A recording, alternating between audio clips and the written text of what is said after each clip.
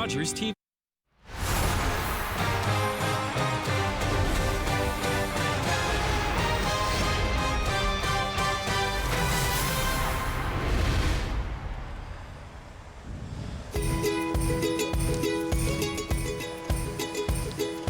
Well, here our weekend at the rink here on Rogers TV. Steve Murley. We got a game this afternoon on Rogers, and this is minor hockey, and it's weekend in the rink. Just great to be here. Brampton 45s against the Junior Attack.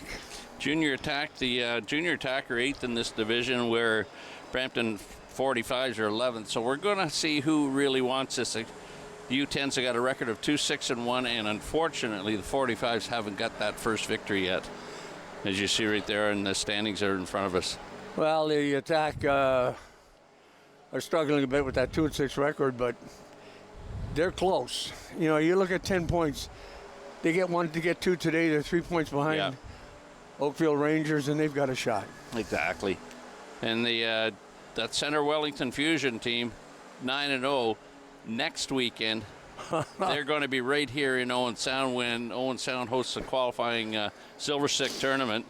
And unfortunately, at Saturday at 6 o'clock, 6:45 at the Rec Center, that's Game 3 for the U10s next Saturday night. Oh, you know, it's hockey's just going around in circles. We've got so many things happening in this town with hockey right now, and there's Silver Stick tournaments. We got this Hockey Fest in a week or so. Hockey Fest starts Thursday, Gord. Thursday. Right here for us with the girls and the boys.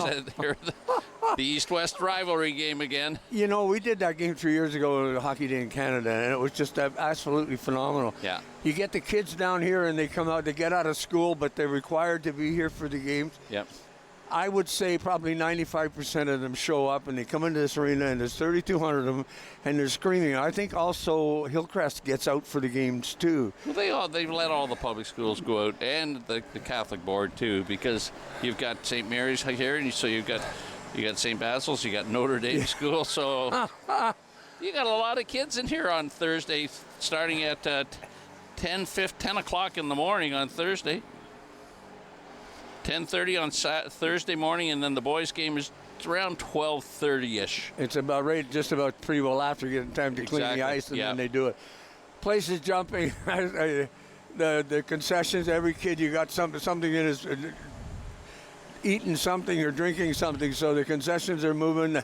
The noise in here is like a playoff game was about 10 years ago. It was. That Friday game that we had, it was some noisy. Oh, I know.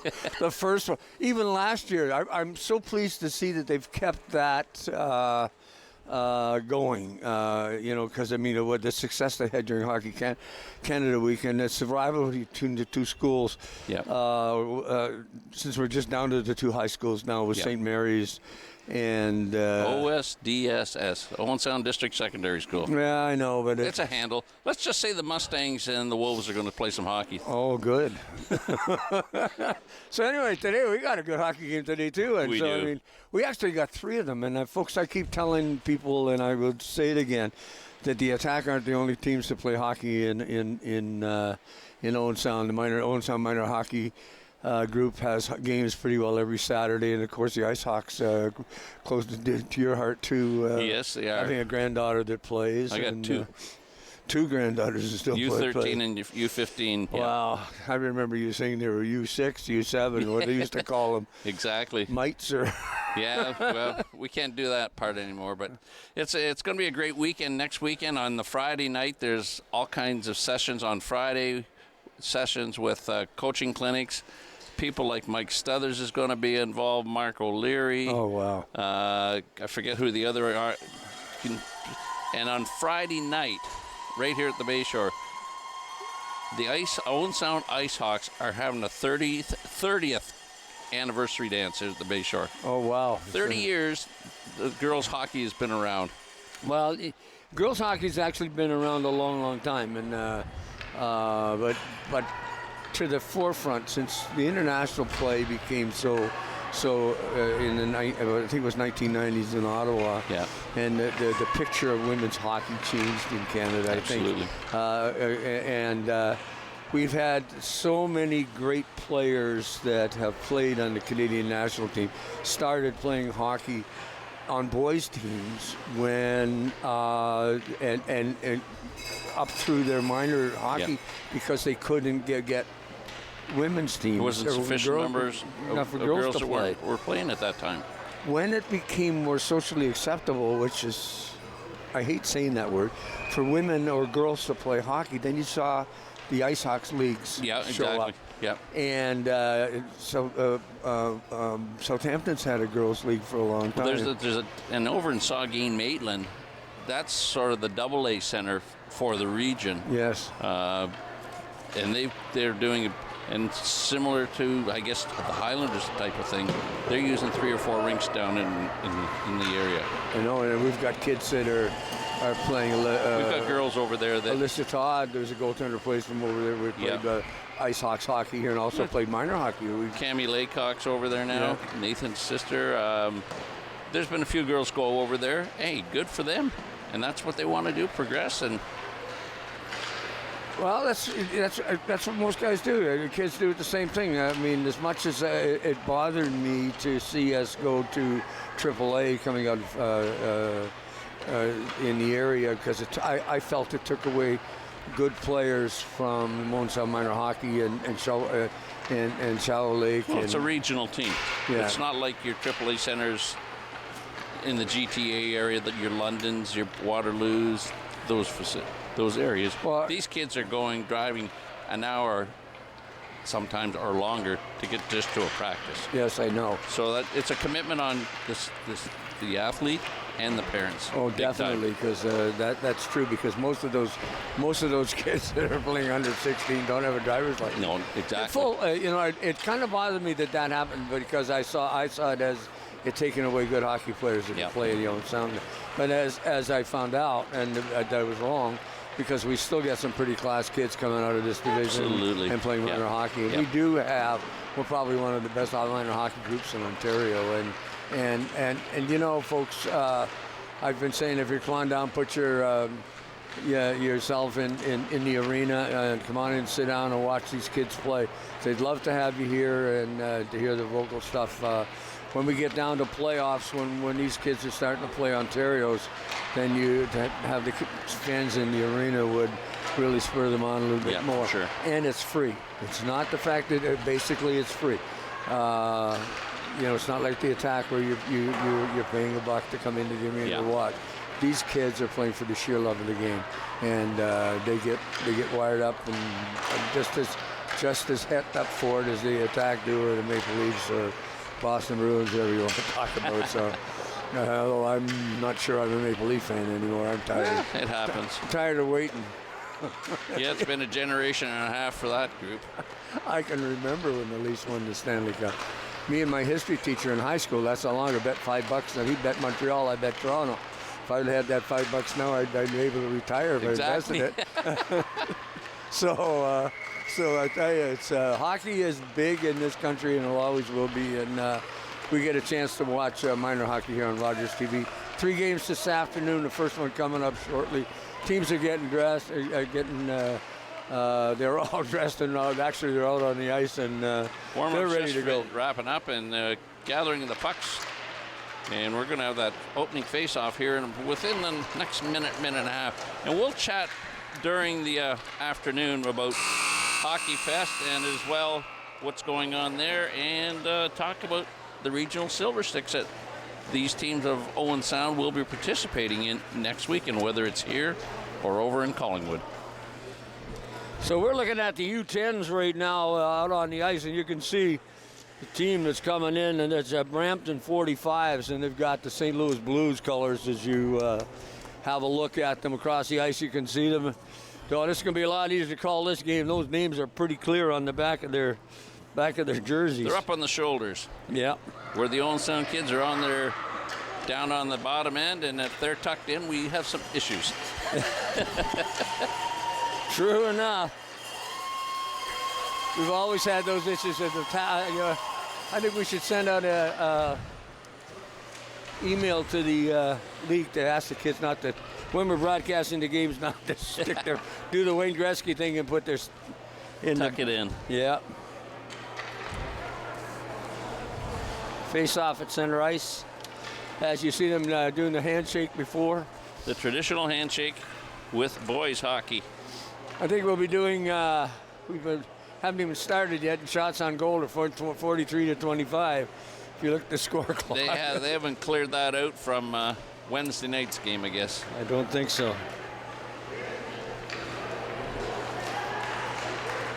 Goaltenders this afternoon for the Brampton 45s U10 team. It's number 44, Parker Glendenning. And in net for the Owen Sound Junior Attack, it's number 30, Jake Penny.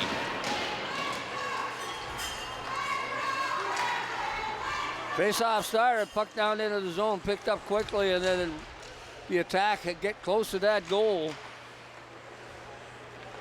Number 97, Walia, trying to get it out, can't, send it right back out in front. There's the shot, but just off the side of the net. Nearly on the point, tries to control it, then just dumps it off into the corner. Brampton having trouble getting out of their own zone right now. Kept in at the blue line by Bentley. Bentley has it, but not quite there. Tried to pass it through, couldn't get it. And Walia has it along the boards. He loses it, and the attack got some pressure on real quick. Taking control of it. Not sure. We talked about, think it's number 20, Cameron Smythe. Attack with good pressure. Puck gonna slide out, no, doesn't. Kept in by Whitney at the blue line. Downs tries to get a hold of it, can't. Puck in the circle, finally Walia gets it out, but just to the blue line, then just dump right back in behind the goal. Packer gonna change up on the fly. Kept in by Marshall. Marshall tries to shoot it, goes off a leg, right on the stick of Ferguson, who can't handle it. Then the puck is dumped down the ice, gonna get our first whistle of the game. Minute and a half into the first period, and we've got our first whistle of the game. Faceoff's going to come to the left of Parker Glendenning of the Brampton 45s U10 hockey squad. Parker Glendenning is the goaltender. And they've just got the one goaltender, so it was pretty easy to determine who was playing for them, Gord. Yeah, that's not going to be hard. Brampton gets the puck in their own zone, tried to steer it out, can't. Kept in by Robotham. Then the puck gets up to the blue line. Ferguson has it. Bernard in on goal. There's a shot, good stop by Glendenning. Gets a big glove out and makes the save. Mila Menard came in, and Glendenning says, not my watch right now. Oh, that was a nice rush. Undressed a player right inside where the Country 93 sign is, and had a good shot getting through the defense and going on goal. Here's Menard on the replay. Just outskates number 8, Sethi, and puts it up, and Glendenning put that left mid up and just took it away from her. Those are the kind of goals that you figure you got them, and then you keep you awake at night. Yep. Good play, though. Pucked in behind the goal to finally Glendenning gets a loose puck as it slides out in front. Right now, the junior attack are really putting some pressure on this Brampton team, and in the most of this period, it's so far we've had 7:52 remaining. It's been in the Brampton zone, and the only time they got the puck out was it went out. Puck comes back out. They're going to get the face-off deep to the right of Glendenning. Puck goes back in right beside the goal.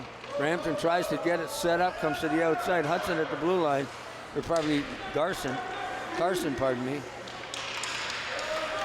Attack have it, tried to bring it out of the circle. It's number 12, Thomas. Thomas again with the puck in behind the net. Out along the points, the Schuldice wanted to get the blue shot off a leg and stepped out in front. Finally, Brampton gets a hold of it, just dumps the puck out. That was number 97, or probably James Allen.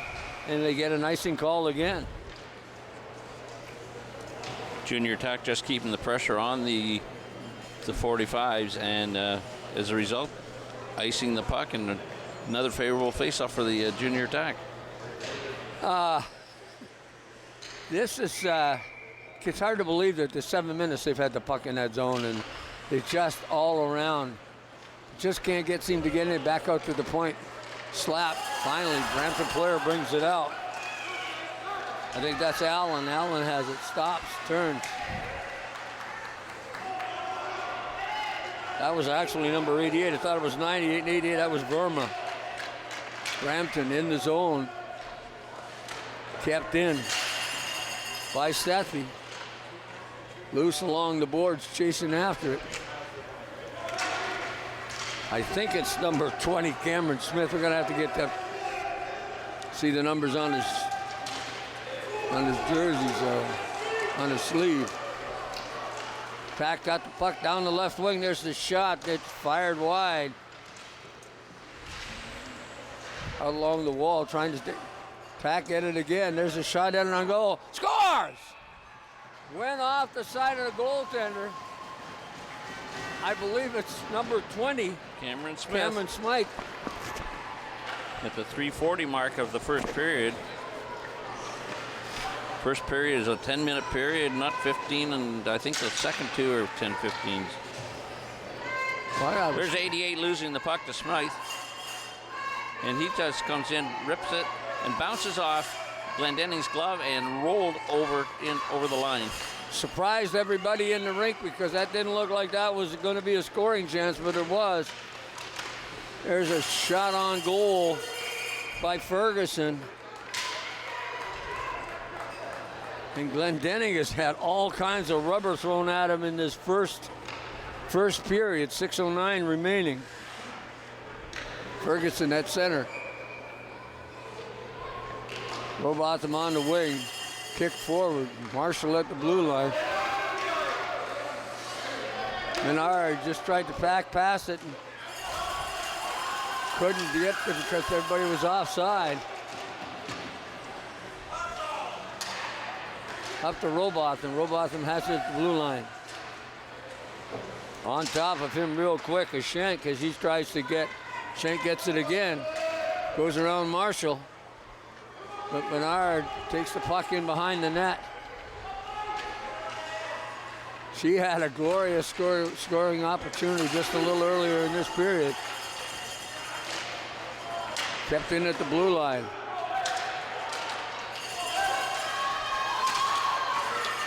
Having trouble seeing some of these numbers, so Shudo, I think, at who it is. There's an icing. This one's going to go down the length of the ice, and they're going to blow it down.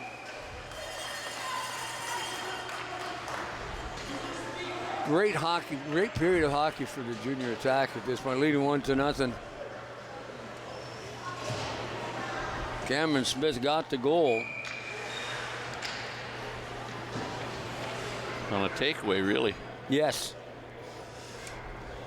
But after he let it go behind the goal, he went back the other side and went to the net, which you try and teach kids to do, and it became very productive for him. Absolutely. So, Thomas at center trying to get it through the circle. Kept in by Brampton. 97, Walia couldn't keep it in. On it quickly is Atchison. Atchison just dumps it off into the corner quickly after Scholdice. Scholdice in behind the net. Scholdice at the Little was tapping for the puck. Thomas coming through center. Almost a 3-on-0, but couldn't get it past. A nice defensive play by 96 Chahal. Here they come, Brampton. Believe that's Verma down the wing. Gets a shot on goal. Winding up with the big slap shot. Yeah. Nice move along the boards. Carson. Then he loses it just going into the zone, but chases after it. Stealing it away from him was Atchison. Atchison slides it in the other side. And Bayard slides it back out in front. Thomas had a chance. Nice poke check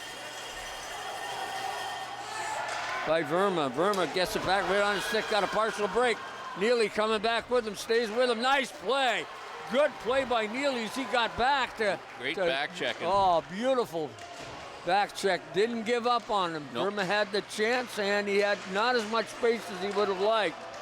But it was still a nice setup to the Brampton forward as he went down that ice and just had it taken off his stick by Neely. Great play.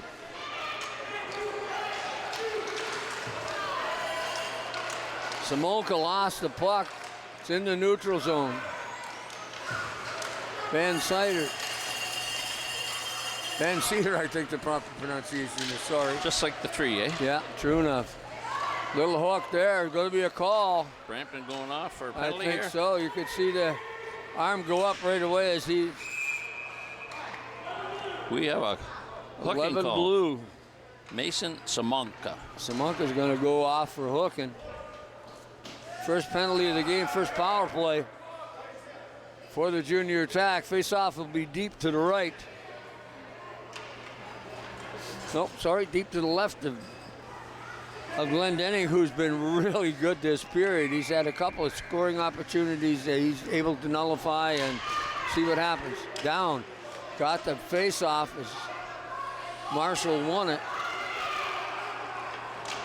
Off a stick, nice lead pass into Smythe. Smythe is out there again. He's got one already. Neely at the blue line, moves in, pinches, takes the puck, throws it in behind. Down after it on the far wing. Down, centers it right out in front of Smythe. It's in his skates, tries to backhand it towards the net, off a leg. Down, tries to steal it, does. Now gets it back, tries to set it up, couldn't get it by James Allen. And Allen just barely gets it out. Down the wing, heading out is 22 Shank. Shank this, and the puck, this, nope, not going to go the length of the ice. Sudo after it. Sudo gets control in his own zone, and then just dumps it out along the boards to Shank, and he got it out, but Ferguson gets it, comes back in over the blue line. Ferguson got a chance, turns inside. Ferguson got some room, takes a shot. Glendenning. Great save there. Stops the puck. He said, Goaltenders like that shot. yeah. You want to put it right in front of my belly and my pads? I'll stop it every time, buddy. Yeah, I know. Yeah, that was still a good save. And, yeah.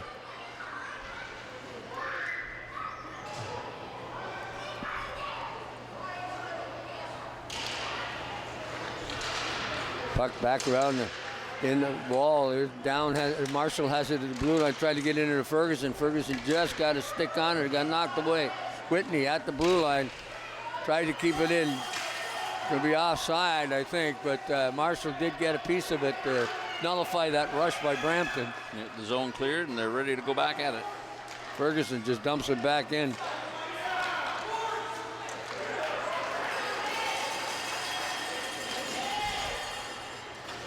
Allen just dumped it down the ice. Sheol, 96. Flipped out of the boards by Whitney. Along the boards.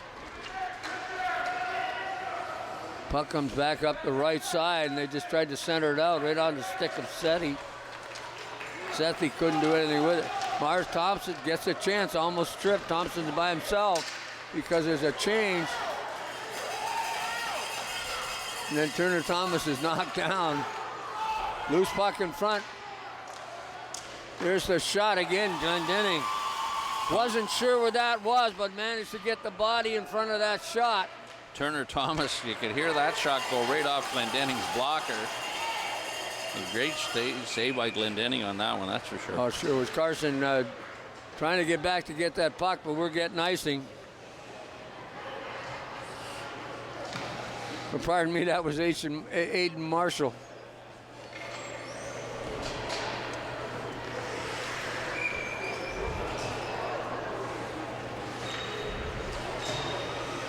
Boy, I'll tell you, this attack team is really looking good in this first period. Had some good scoring opportunities. Puck comes back outside. Carson looking at it, but Brampton player gets to it first. Got to be careful with this one as Smythe almost had it taken off his stick. Carson in his own zone. Carson gets a hold of it, puts it up along the boards. Didn't get enough on it, and finally they get it out. As Samoka has a chance, and he can't control the puck, and the puck ends up going down the right side. right after, there's the horn, is down, just touched the puck. And the first period is in the books, and Owen Sound leading this game 1-0 on a goal by Cameron Smith. Yep. 1-0, as you say. Owen Sound 0 for 1 on the power play, and teams were just chatting with the coaching staff to get things ready for the upcoming second period, which will, second and third will both going to be 15-minute periods. There you see the coaching staff chatting with coach Amit Munisha, and just going over strategy. Hey guys, we're only down 1. There's lots of hockey left here. Trying to keep the guys optimistic about the game. Well, they seem a little short-handed too. It's not a large bench. No, it isn't. When you say that. So I was just kind of looking at the.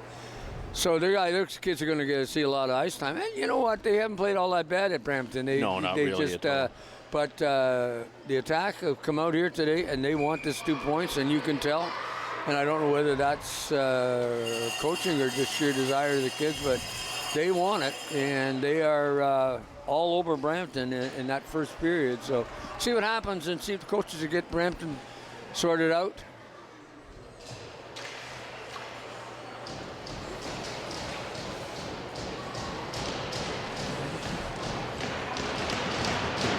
Face off. Ferguson. Berna wins the draw, and then it's just dumped up. Taken off. Shouldice just puts it along the boards. As Robotham had a chance to pick it up. Ferguson gets. Pardon me, that's Menard. Knocked down, and then Brampton gets the puck. No shot. Just sliding it through. Marshall chasing after it. Or probably Carson. Oh, couldn't get by Sethi. Puck again. Finally, Menard. Down ice, got a chance. One. Got somebody trailing Robotham. There's his shot. Glendenning again makes a big stop. Exactly. Two good scoring opportunities by Menard. Hasn't been able to solve that goaltender yet, but of course the rest of the team hasn't solved it either. No, so, that's right. So just Cameron Smythe with the 1 goal so far. So, and they've had some opportunities. Yep. So, but good. The other side of it too, there's a couple players trailing. They could have been looking back to see if that would have happened. Thomas at center, getting ready for the face-off. Ferguson and Menard have both had opportunities, just couldn't finish. Yep. Waiting for. I'm just wondering if Owen Sound got a penalty. Oh, there he comes. You're looking at something that's happened on the. Just trying to get things organized with the clock and the scoring sheet, probably. Well, there's only been 45 seconds played in this. 44 seconds. Going to chat with the coaching staff.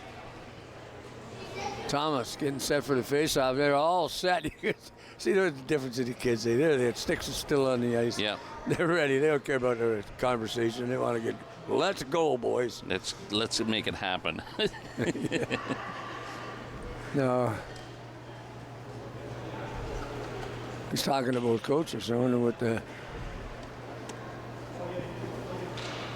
the issue is here. Might be just the clock, I'm thinking.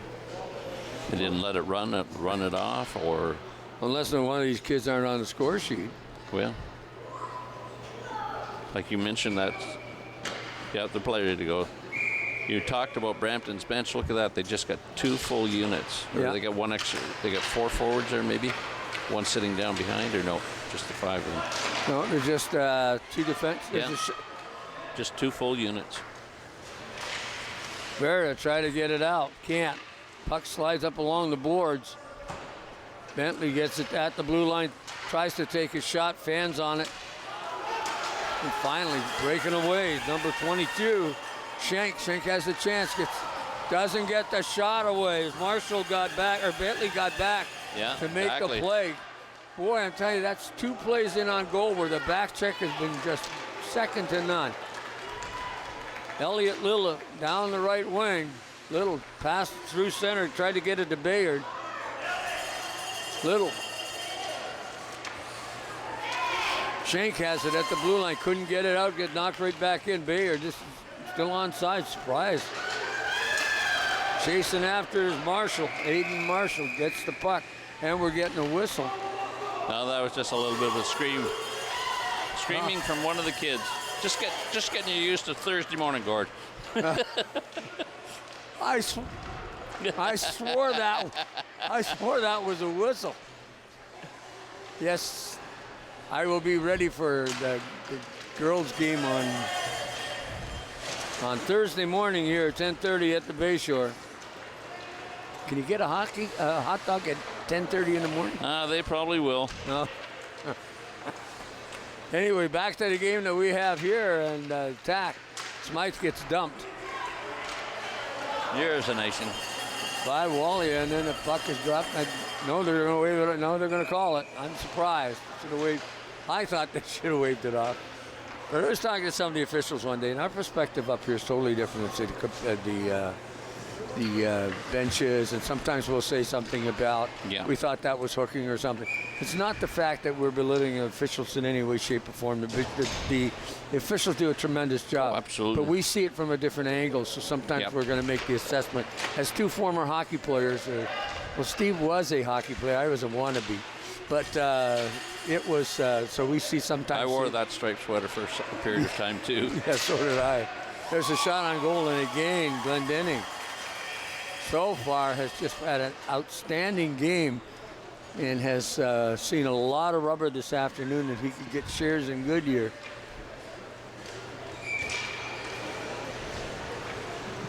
Should be keeping track of the shots because I bet you they're being outshot unbelievably. Marshall, or Ferguson rather, at center. Didn't win the draw, kept in nicely by Carson, but then the puck came out.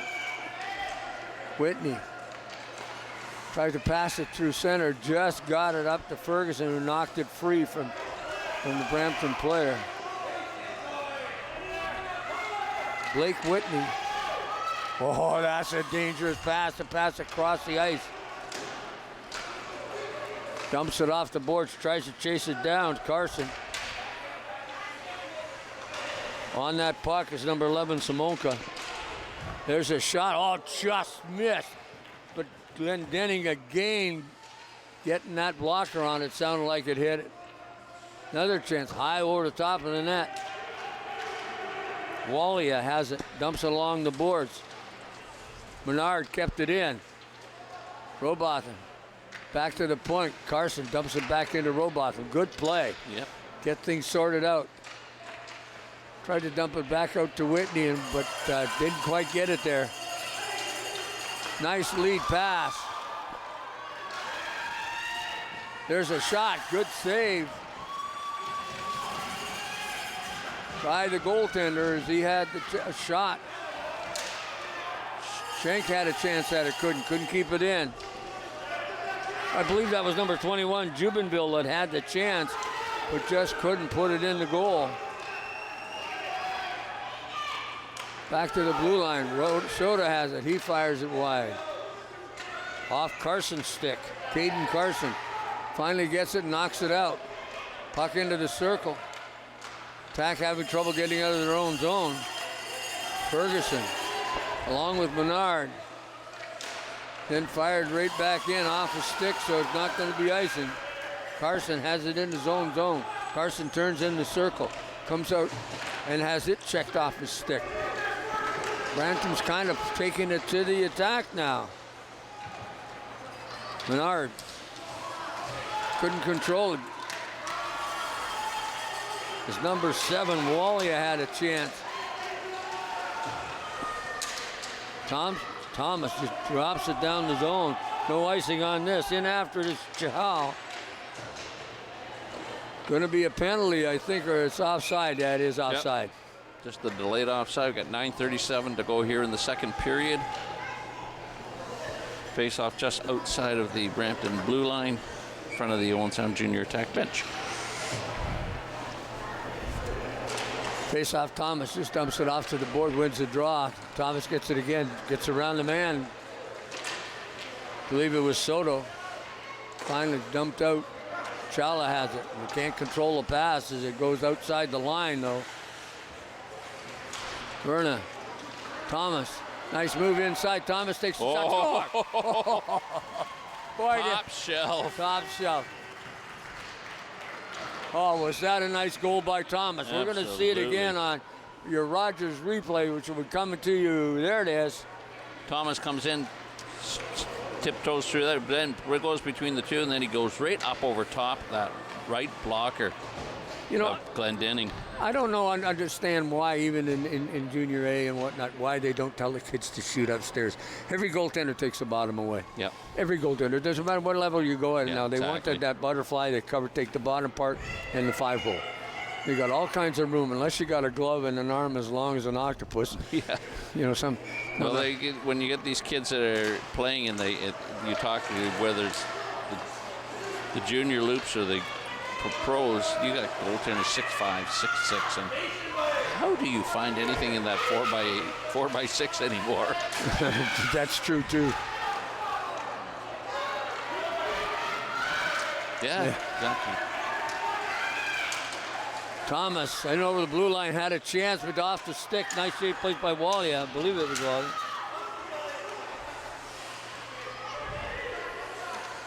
At the blue line, at the red line, Sethi knocks it in. Then Brainerd has it. Bayard, little move. Going to get through a hole, does. But nice check, back checking by Jubenville. And then just that loose puck, Glendenning puts that big mid on it and stops the play. Or you look at like last night and you see in a replay, didn't see the game live or anything, Toronto's goaltender coming up with the puck barehanded, blocker knocked off, and he picks the puck up to the zone in front of him. He's lucky he's still got his digits. Yeah. That'll be on Plays of the Week, obviously. Oh, it was. Up to Verna. Verna down the left wing. Verna getting control of that. Looking to center it. Does, but it goes off the side of the net, off the stick. I believe Carson got his stick on it. The good old Hall of Fame game last night. Toronto and Detroit, the original sixes. Wow. I can remember when that's all we saw was those original 16s. Mm-hmm. So not all the number that are there. I can't get used to the Kraken. Like everybody else, you slowly get used to it, I guess. But along the boards, just off the end of the stick of Ben Cedar. The weight is just perfect. Yeah. There you go. Samoka tries to get it up the boards, does it. There's a shot, and again, John Allen spot Glendenning. Yeah. But you know what? And on that last goal, he knew that Glendenning likes to go down. Mm-hmm. And he put the puck upstairs, and of course he did. Glendenning went down, took away the bottom, played it right, and then he put it upstairs, and it was just inside the post, too. Maybe Papa Rob Thomas taught Turner that one.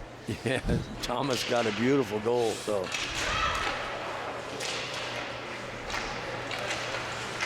And that was highlight reel kind of goal, too, so that was kind of cool. Schuldice at the blue line, waiting for it, gets it, tried to dump it back inside. Gets it to Robotham. Menard's out there, Ferguson. Loose puck in the slot. And Robotham has it. Got it back to Schuldice. It went outside the line. Schuldice, nice move to keep it offside. Too bad, couldn't wait for Ferguson to get out. Or he tried to, but... they were still slow getting out. Yeah. Yeah, they were slow, but did a little stick handling. Ferguson, Menard, Robotham on the forward line. Ferguson trying to forecheck. Menard off stick and up to Allen. And Allen just dumps it in, gets it to Carson. Carson has a little trouble. Finally, he gets moving down the right wing all by his lonesome. 4 blue jerseys all around him. Tried to center it out in front. Picked off by Sethi, and Sethi just sends it in behind the goal. Schuldice keeps it in just inside the blue line. Taken off his stick. Menard has it. And Menard is dumped. And no call on no the play. call. She's staying down. I think that was a good no call, to tell you the truth. Absolutely. It's offside. Bernard didn't get out of the zone. Robotham. Now they're finally out. They clear it. Brampton down 2-0 halfway through the. Shank has a chance to pick up the loose puck. Just got a stick on it and going square into the net. That was Neely coming back once again, making another good defensive play. Well, Neely did a really nice job on a back check that had Verna get it in on goal just a little earlier. And Thomas gonna get some space. Does Thomas in on goal? There's a shot high upstairs. Did you see his head up going down there? He was looking, but again, too, if he'd have gone down downstairs, he wouldn't have got that. Turner Thomas picks up the second here in the second period. You're going to watch him. He gets space as he goes by the Brampton defenseman. Watch his Turner head is put up. It up. He looks up, and he goes to the opposite side this time. And you know that Glendenning didn't go down this time because the last time he got beat upstairs. Well, and the other side, it's a little young for them to realize where to be in the net. He was way back deep in the blue on that one, too. Yes, that's true. But I'm quite impressed with that goaltender from Brampton. I mean, he was down 3-0, but this score could be a lot higher if it hasn't been for his. He's got some good lateral movement, and he should have been. But you're right, he was in too deep for that. But you can't take anything away. He's had a great game, even though three have got by him. Bayard in his skates, can't handle it. Here comes Verna.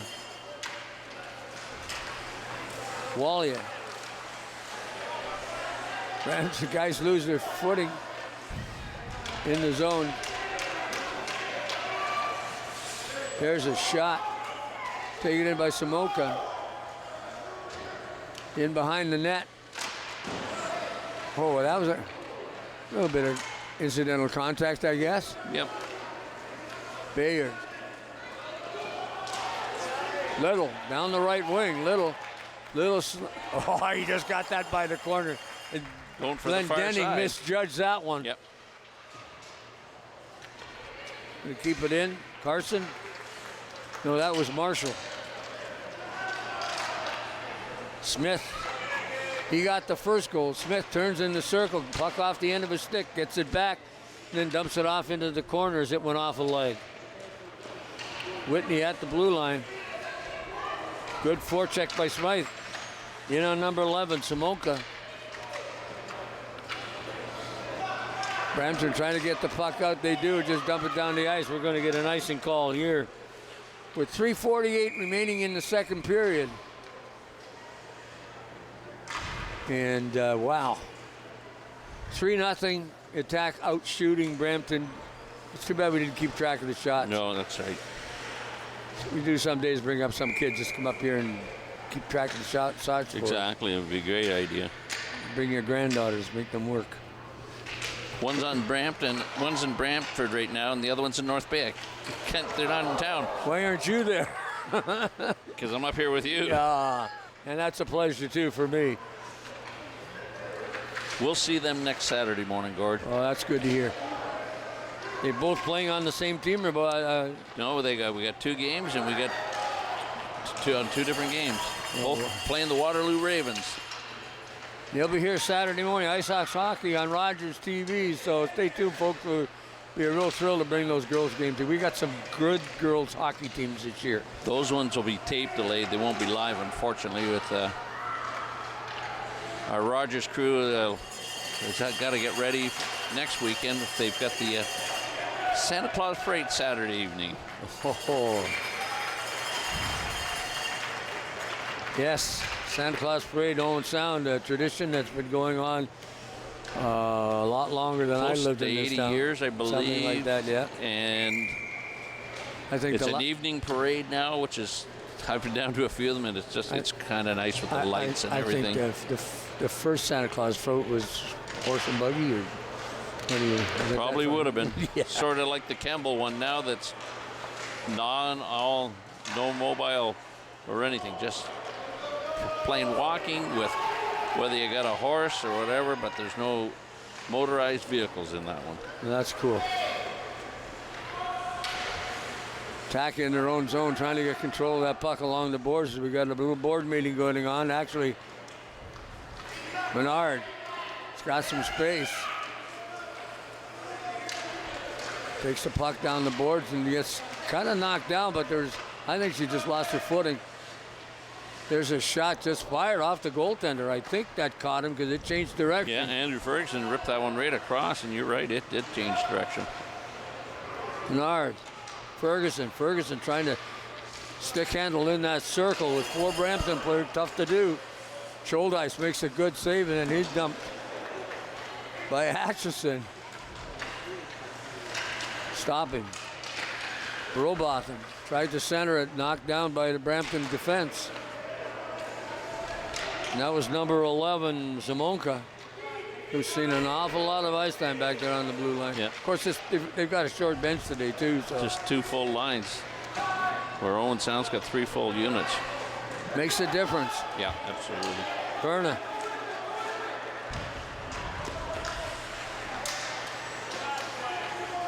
Bernard takes the puck over the blue line, got some room. Bernard gets redone on goal. There's a backhand shot. She's been denied. Yeah. Trouble beating this. Glenn Denning makes a good save, but down low, big backhand shot. Went that way, tried something different. Scholdice keeps the puck in at the blue line. Scholdice going to take a shot, does. Then Benning just knocks it away. Glenn Denning has been unbelievable. You know, the number of shots that he's faced.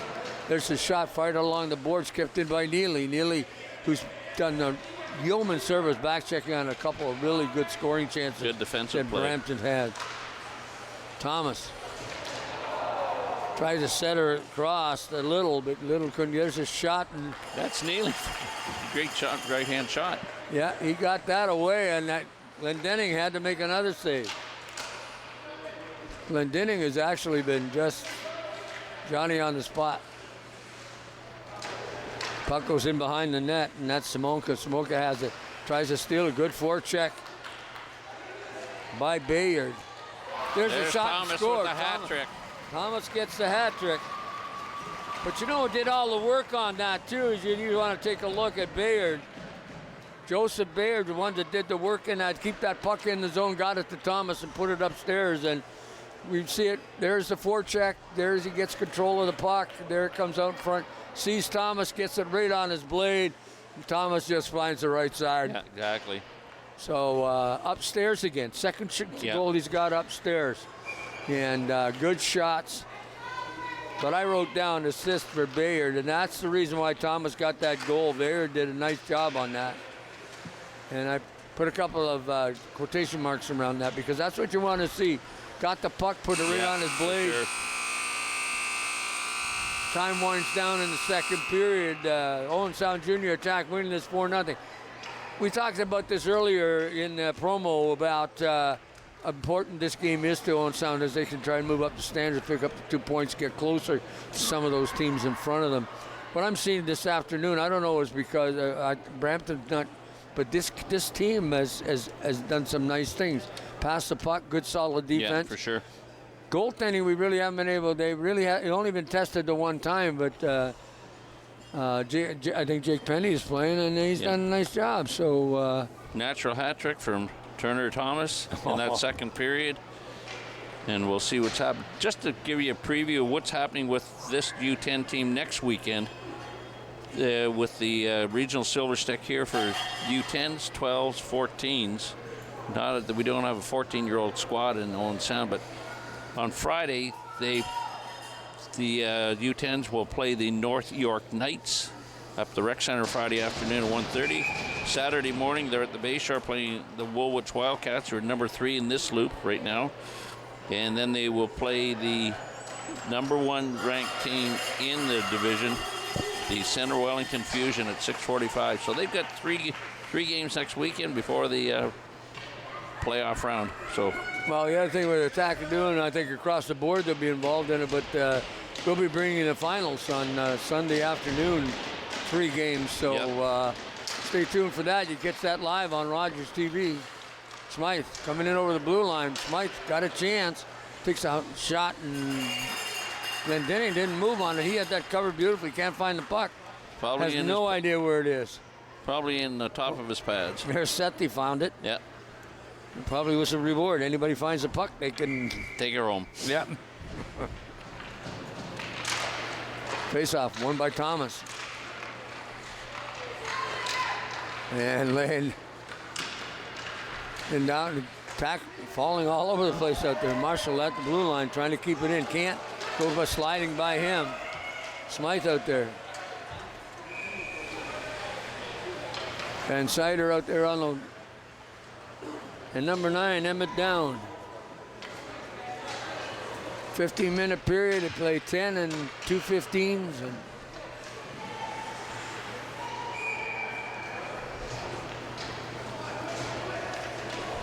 Whitney heading to the bench.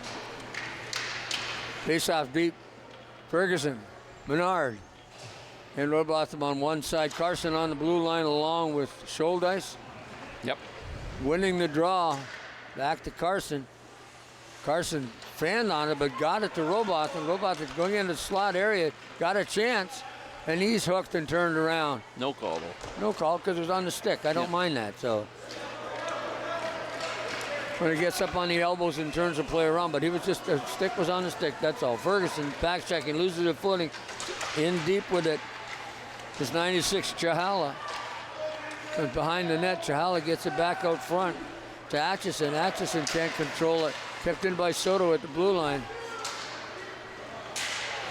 Allen gets a shot, it's deflected. That changed direction, that could have been trouble.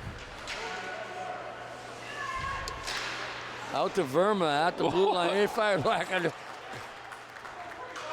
Jake Penny had to be good in the last 2 shots. I don't think it's been a slow day for him, but boy, those were good. Here comes Menard through center. There was that Irish guy, Rick O'Shea, was there. Yeah, Menard trying to go through the defense. Almost got through. Back pass right out in front. Robotham was where, but nice defensive play by number 8, Sethi. Got his stick on it. Attack with some pressure. Roboth has it again. He's been all over the place. Tried to get it up to Ferguson, and Ferguson couldn't control it. Neely tries to keep it in, can't. Atchison had a chance. It's going to be icing. Yeah, nope, they waved it off. Yeah, they had waved it.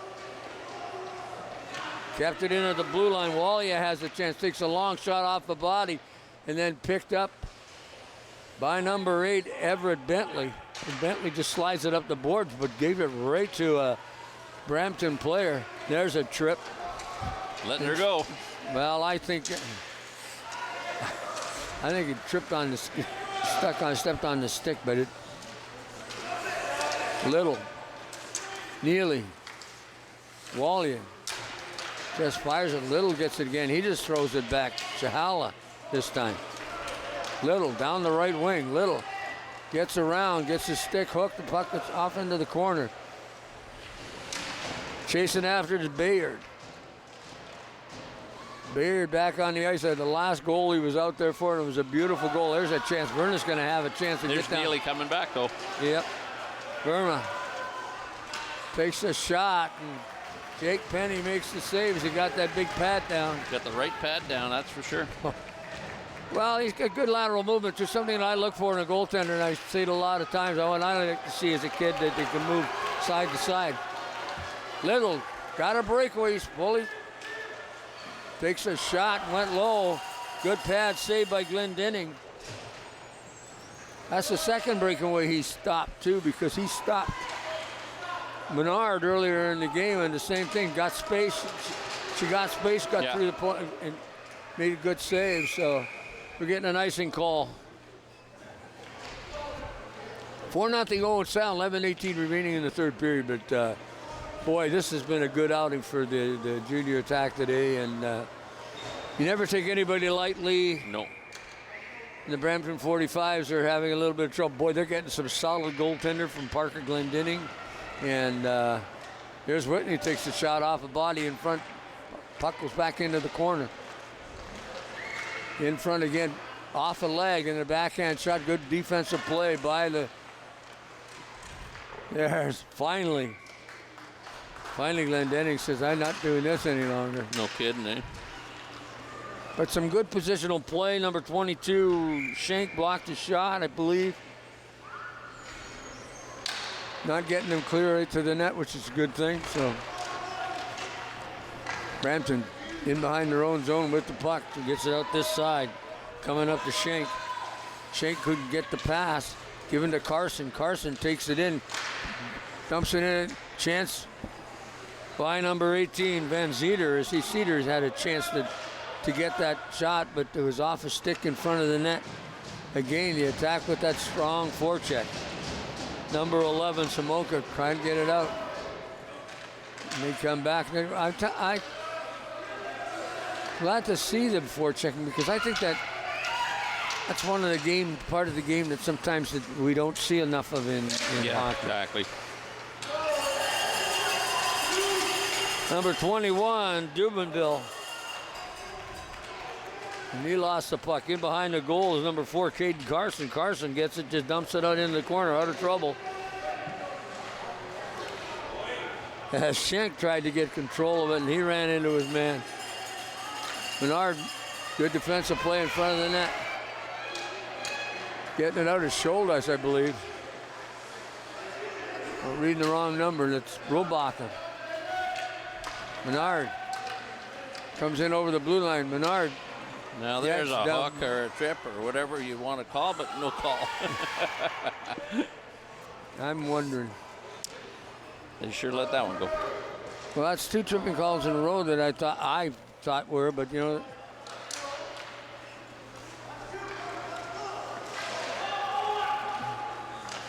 Some of the stuff, I think if it's going to be the difference between a goal and a penalty call. Oh, I let the blue line that just almost got away with Schenk if he had a chance.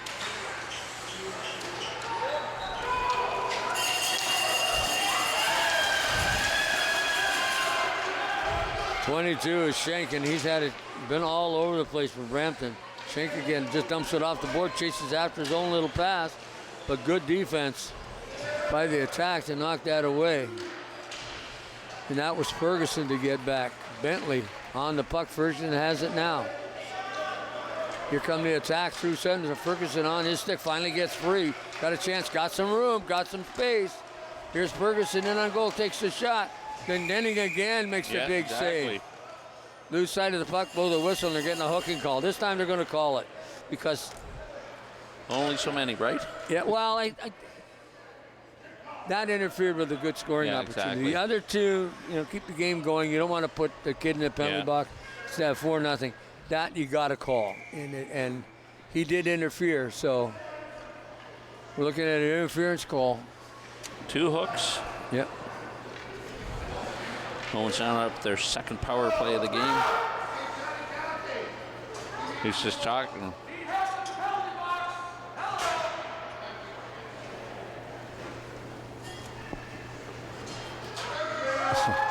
Scorekeeper had to come out and open the door. That's pretty good.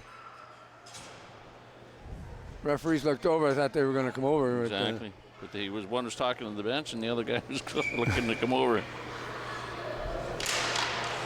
Attack win the draw. Thomas knocks it into the corner. Didn't get control of the pass. There, out in front to Little. Little gets a chance and off a body in front. And that was number 8, Sethies. He made a good save for that one, helping out his goaltender. Atchison. Verna off his pads. You could hear it up here. Verna, no, he didn't get a chance to get away. Here comes Thomas. Thomas got some space. Thomas on the left wing takes a shot off a body in front. I don't think it ever got to the goal.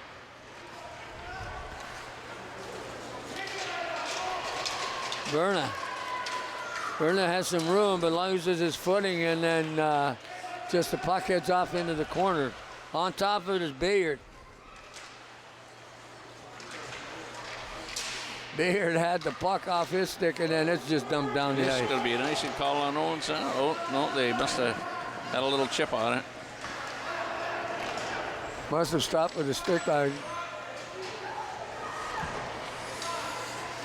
Attack. On the power play, here's Smith. Smith's got a goal today. That was off a leg in front, as I believe. Dubonville got a piece of it. Here comes Carson. Going to wind up, fired it, and didn't get it all. But he had all the intent in the world getting that to the net. But just got, he had a wind up. Atchison gets the puck at the blue line. Good penalty kill, just dumps it down, chasing after it. Smith, or it's Marshall, we're not sure.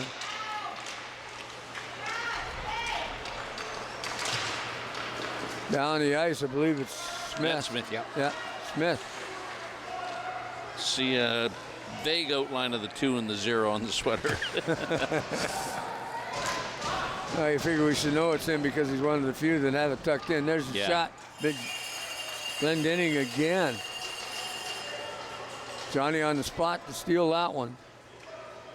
Yeah, Smythe's going the full length of the ice, and he had guys that he had open he could probably have passed to, but get yourself excited and you do stuff, but that comes with teamwork. There comes eventually that have that peripheral vision that you can see the It'll open happen. man.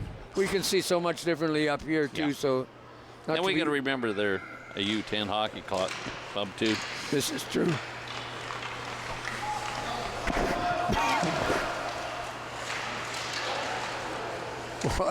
Menard, I'm telling you, have had so many chances getting in on goal and just gets stymied every time, but still a good game.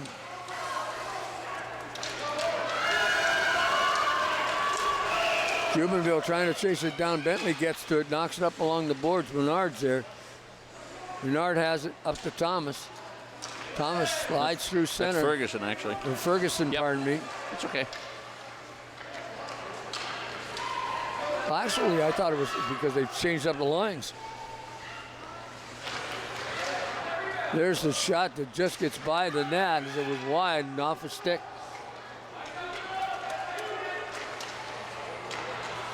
Menard again on the left wing. Nice little move to get it past the defense. Gets the shot just off the stick and the pad of Glendenning. Forecheck, good forecheck. Menard gets it again. Tries the stick handle, looks like in that circle, and it's so hard to do with so many jerseys sitting in there. Got to use your points. Menard gets it again. All trying to get it into the offensive zone. There's the idea, except he wasn't there this time. Shoots it back in, going to change him up. Allen lost it to Thomas. Thomas is getting around his man. Another gets some open space. He's coming in on goal. Thomas. Oh! I'm going to dipsy doodle, but I'm going to lose it, and I'm still going to score. Lost it, but it caught the inside of the post. And wow. 10:34 of the second. Turner Thomas, you're going to see him come in. Puts one little move on the defenseman, and he's ready to move it, but it looks like, he put it through the 5-hole and ricocheted off that post on him for him. Glendenning still made the right play. He was in position to take that puck, and it just slid underneath it and just got enough of it to change direction, but it was just not enough to put it on. Exactly. It beat him inside the post. Carson into the corner, centered right out in front, right on the stick, and then knocked away by Soto into the corner. To the point, this is Scholdice, almost gets poked out. Scholdice loses his foot, handles the puck from his knees, and then he finally loses to Verna. Verna has another chance. Verna just dumps it forward, got some space. Here he comes in on goal, Verna, and he fans on a shot as he's coming in on goal. Brampton still has a chance to keep that puck in. Can't, just slides out. The Samoka couldn't handle it along the boards. Baird knocks it in. Smith looking for another one. It's not going to be hard to look at this score sheet today to tell you who the player of the game is going to be for Owen Sound Junior Attack with 3 minutes remaining. Baird in his skates. Baird has it. Tries to get it back right on this nice pass to Van Cedar. Van Cedar had trouble handling, but still gets in on goal. Van Cedar shoots. Oh, nice stop by Glendenning as he got that toe on it just at the end of it. Off the stick of Berna. And Neely just hustles back. Neely has had a great game defensively today, this afternoon for the Attack. And just dumps it down the ice. We're going to get a stop and play, 2:41 remaining. And face-off going to come to the right of Jake Penny. As Brampton, I think, is starting to really feel the effects of only having 2 lines against this Owen Sound squad that's running three lines and just constantly rolling them. Well, so many times you've seen in the past when you watched hockey, minor hockey, it only take 12 players. A couple goalies, 6, and they would come up and play in these games. But it's getting harder and harder and harder, and kids have got to be, skilled. The kids are more skilled, so you have to have a third line. But the way illness has been running through this province with the flu and colds and some COVID coming back to haunt us, that's probably the reason why their bench is shorter. Jubenville down the right wing, tried to pass it back to Schenk. Jubenville gets, Schenk has a chance, takes a shot. Good stop by Pennies. He got the glove partially on it. Puck is cleared off into the corner. Here come the Attack out of their zone again. Time running down in this particular contest. Ferguson has a chance. Read it on goal. Shoots. Good stop by Glendenning. Wow, that kid, there's no doubt in my mind, is probably going to be the player of the game for Brampton because that goaltender has been phenomenal today. Chahal has it. Schenk. Pass it cross ice to Allen. It was off a stick and behind him. Allen tries to get it up along the boards. Puck comes back outside. Here come the Attack again with the chance to control it in the zone, but can't get it through the neutral zone is number 5, Scholdice. Finally they do. Menard again. Menard in on goal. Takes the shot. That one off the crossbar. Yeah. Snake bitten today. Menard again takes a shot. Glendenning. Van Cedar.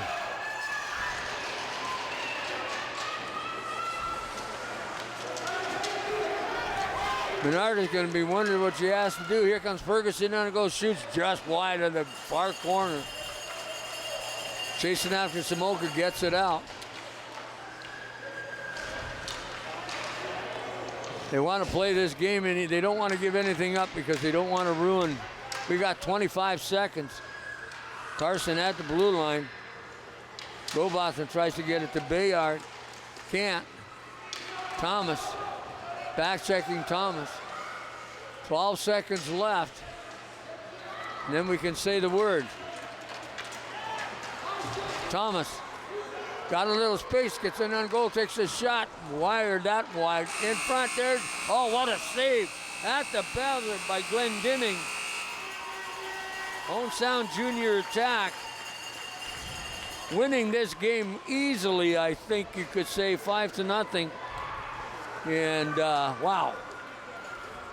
It was real good game for them. You can see them celebrate the goaltender. Quite happy this afternoon to get the shout out over the Brampton 45s.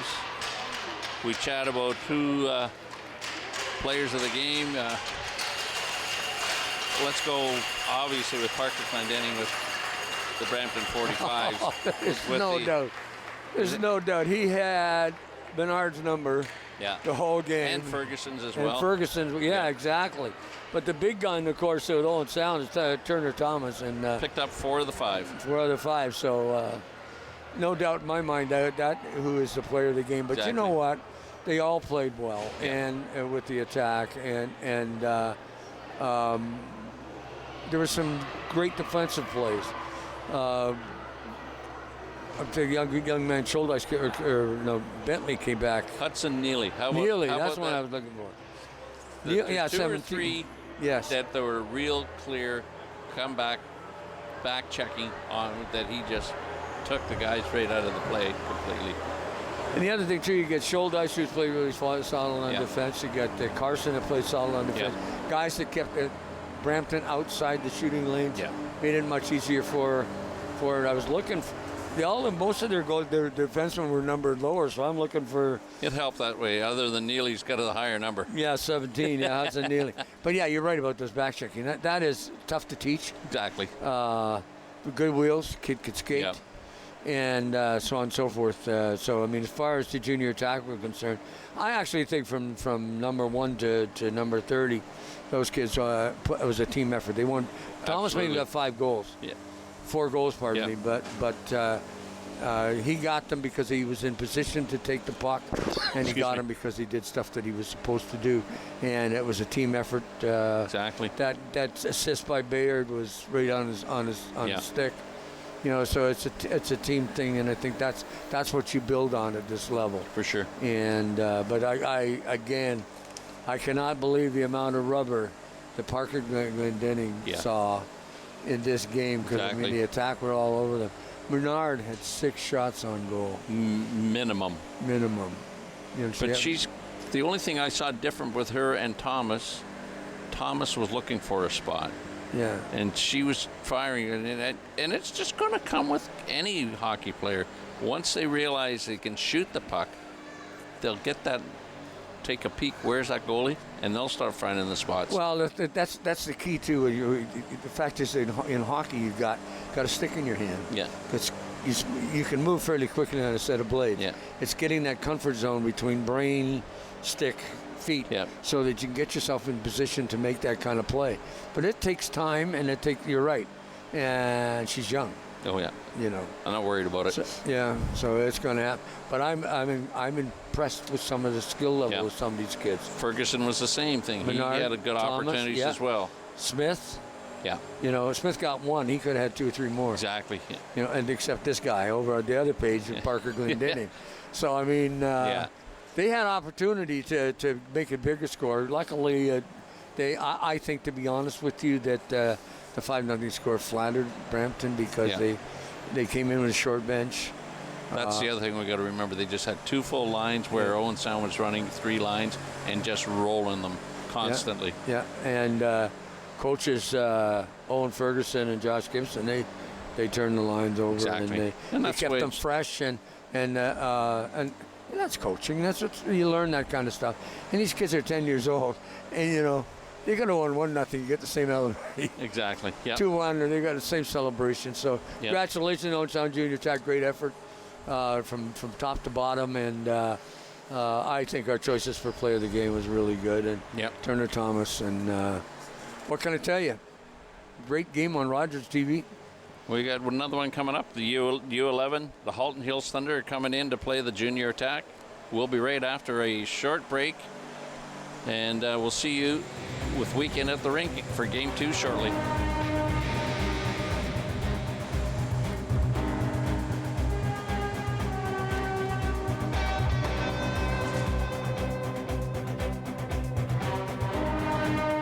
You're watching an interesting local show on Rogers TV and you want to know more. That's when you head to RogersTV.com. Our website provides more information about our programs, our hosts, our schedule, and about how you too can get involved with Rogers TV. Visit us online at RogersTV.com.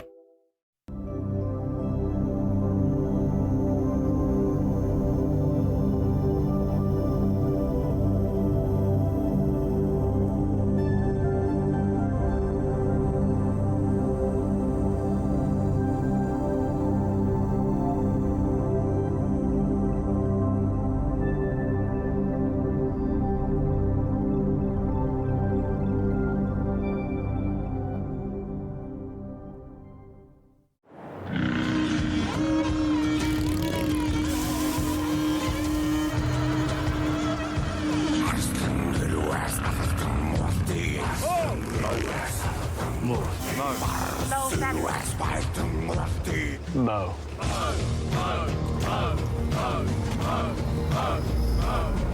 The Moustache is calling. Raise funds, save lives. Donate at Movember.com. Hi, I'm Lynn from Third Eye View, and welcome to a brand new season that we're looking forward to. We have some return guests and some brand new guests. And in the meantime, enjoy the rest of your summer, stay safe.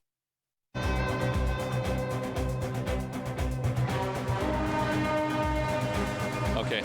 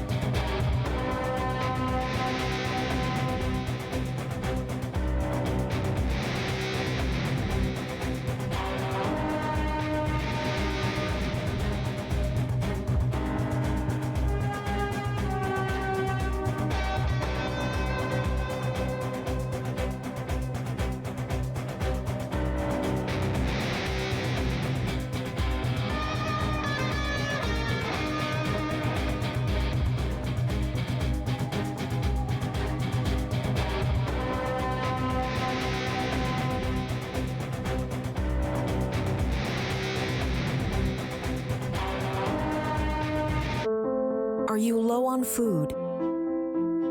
Struggling to pay the bills? Overwhelmed by life's challenges? When you need support but don't know where to turn, just dial 211. 211 connects you to the programs or services near you. 211, how can I help you? 211, help starts here. Hi, I'm Carol Merton, host of We All Belong, Our Neighbors, Our Community, a new Rogers TV series promoting the diversity of our community in Grey County. Please join me on Rogers TV. Hi there, my name is Tracy Hinchberger and I represent the Kincardine District Chamber of Commerce.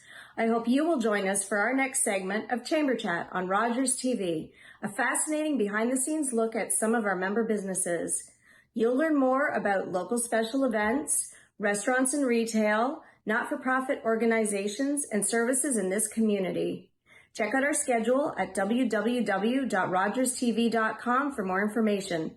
I can't wait to Chamber Chat with you soon. Hi, I'm David Shearman, host of Politically Speaking on Rogers TV. Join me this fall for more interviews with our local, provincial, and federal politicians. Politically Speaking on Rogers TV.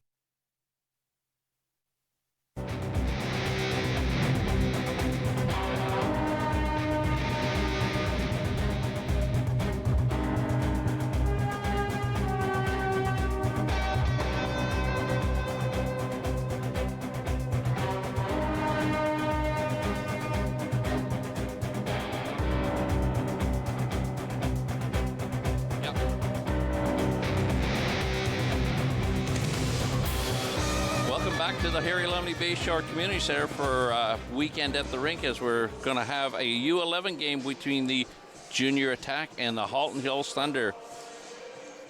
These two teams are fairly close in the standings. They're 8th and 9th, as you'll see here on the up-to-date Tri-County Minor League standings. Oakville Rangers Red 8-0 and 8-0-1. And we can see that where the Junior Attack are played 10 games, 2-7-1, and the Halton Hills Thunder squad is 2 wins and 6 losses.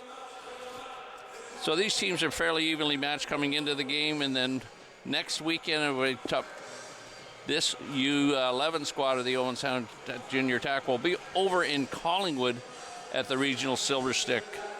They'll play against the Woolwich Wildcats Friday. They're number 3 in the loop, as you can see, number 2 there now. And Collingwood Junior Blues, and they're going to play a team that you haven't seen, obviously, the Humber Valley Sharks.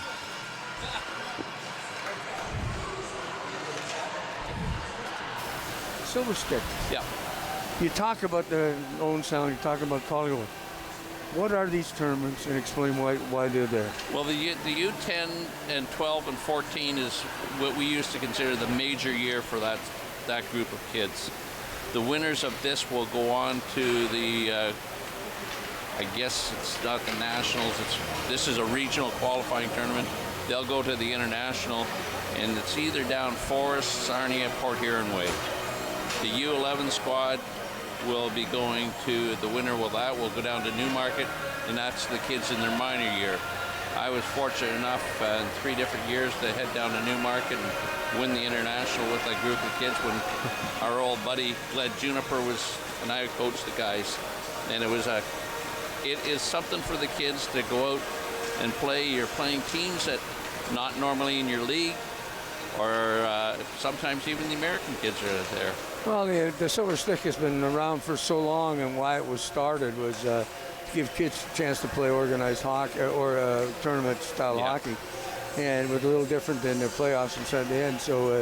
So many kids have played in so many years, and it always is a good memory. Absolutely, for some of these kids. And really, it's quarterfinals or whether. But I played in. They could say I never did play in it, but I played in Silver Stick, and which has a little bit of finesse to it because it's well renowned and what they've done now over the years, it's just not the rep kids that are playing it. They've got a house league division and an additional entry leagues division as well. You've got qualifiers that'll be in Saugeen Shores. I know Lucknow has a regional qualifier. It's usually, I think they still call them juvenile. It's about the only minor hockey that I think is still called juvenile from the connotation we used to have. Yeah. And so and now there is girls division even in Silver Stick. And rightly so. Yeah, exactly. And so going back to for next weekend once again with the Hockey Fest, Saturday morning there will be 2 games, the U13 and the U15s, tape delayed, both playing the Waterloo Ravens. And then if you want to see some real good hockey with women, which we saw last year. Oh, we did. We had a real thrill last year. The Waterloo Warriors and the Laurier Hawks are going to play here Saturday afternoon. And that's really a real, you want to see some real good hockey with women, that is premier hockey. Last night, actually, part of this North Bay tournament that the one granddaughter's in, Western and Nipissing had a game up there. So they're trying to get to promote the game even more at the younger levels because they've got teams in that North Bay tournament from U11 right up to U18. I talked to Jason Granny last night on the phone, and he basically said he couldn't believe the skill level of the women's hockey game. And they said they had 33,000 people in there watching the game. Well, of course, North Bay is a hockey town. Yeah. But that's beside the point. And the fact that they had that many watching the game, he said the skill level is unbelievable. You and I did the game last year for Waterloo, sent it back down. We could not, it was between York and Waterloo Warriors. Yeah. And it was something else. And it was a real thrill for me. I don't know about you. It was, but absolutely. to watch that game and to see that happen. And we sort of were commandeered because we had to replace their 2 commentators that couldn't come up. But it didn't matter. We were there, and it was phenomenal to watch these kids play. And the women's skill level in this country right now is unbelievable. The pool that the national teams can choose from now is unbelievable. And compete, it'd be a while before they will not be competitive. They'll be competitive in the Worlds and the Olympics for years to come because of whatever. So you talk about that. I watched the tail end of the rivalry series game last night, which was in Virginia. And Canada was up 4-1 with about 4 minutes to go. The U.S. squad came back to win at 4-4. And it went to a straight shootout. The girl that won it for Team Canada, get this, 17 years old from British Columbia. Oh, I know. It doesn't surprise me. And you know the other thing that is really kind of cool, too, is the fact that you're watching women professional hockey. Yep. And these girls and women have a now place to go. Yeah. So starting goaltender for the Halton Stars Thunders looks like 36, Cristiano Costa. And I'll be able to tell you, it's Hayden Bumstead for the junior attack. They've only got the 1 goaltender. Well, he just knocks it down the ice. And that's 91 Hayward chasing after it in behind the net. with the puck, Barfoot. Barfoot had, that's a name that's been around minor hockey for a long time. Through center ice, Gibson gets stopped right in that slot area. Gibson stays with it, has the puck, tries to get it, and shot on goal, but knocked away by number 23, Emily Kelly. There's another shot right on goal, and Costa has to make the save that time. Getting a stop and play, change up all the way around. 9, again, the same time limit, 10 minutes first period, 2:15s. Here you're getting a shot of the goaltender made the save. That's Cristiano Costa.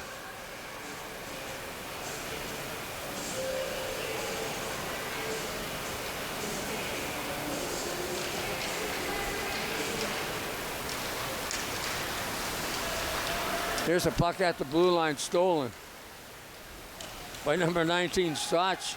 And the puck is in the slot, and a whole bunch of guys going after it. The puck turned back, shot by number 17, Slumsky. And finally, Halton gets a hold of that puck, tries to get it out of their zone, and succeeds. As that number 10, McDonald, had a chance. McDonald along the boards, taken over by Rapello. Rapello has a puck, knocks it off into the corner, and then tries to center it off a leg in front of the net at the point. Going to take a shot off a body in front, then knocked down by the attack and then cleared away. And I believe that was number 3, Carter Feltus. McDonald along the boards this side takes a shot. Well, you got to be careful when you make that kind of save, because a puck lots of times ends up underneath you. Yeah, and it was going wide. Huh? Just want to make sure. Forward pass, right on the stick number 11, Aljo. There's a shot, scores! Easy pickings by Leighton Reed as he was just standing right there, puck him back out there. He made no mistake, put it right in the left-hand side of the goal. And Cristiano Costello is still looking for it. But it's all started going down the ice with number 11, Brock Aljo, took the puck in behind the net. And then centered it right out in front, right on the stick of Reed, and Reed just put it away, and no problem at all. Leighton Reed gets the first goal of the game. Yeah, exactly. Back up 1-0. Halton Hills Thunder in their own zone, trying to get that puck out. Good forecheck by the attack. Here they come, 3-on-2. Just dumping in, going to chase his own little pass into the corner. Number 14, Logan Scott. Scott just rings it around the boards. Kept in at the blue line by number 8, Lucas Borum. Borum tried to center it, just missed Scott as he was in front of that net. Here come the attack. They get the puck along the wall. Tried to settle it out, but it just went by the forward. Ansel, he couldn't control it. Botham. Attack trying to get it down the ice, and of course that's 11, Aljoy. He's got the assist on the goal. It was a nice centering pass. Here comes Scott. Scott off a leg. There's a shot. Just missed the net. His Bumstead went sliding over to that direction. Couldn't stop it. Here they come, Brampton. Here, there's a shot on goal. And right into the logo on the jersey of Bumstead. And play stopped. Referee in Bumstead had a word.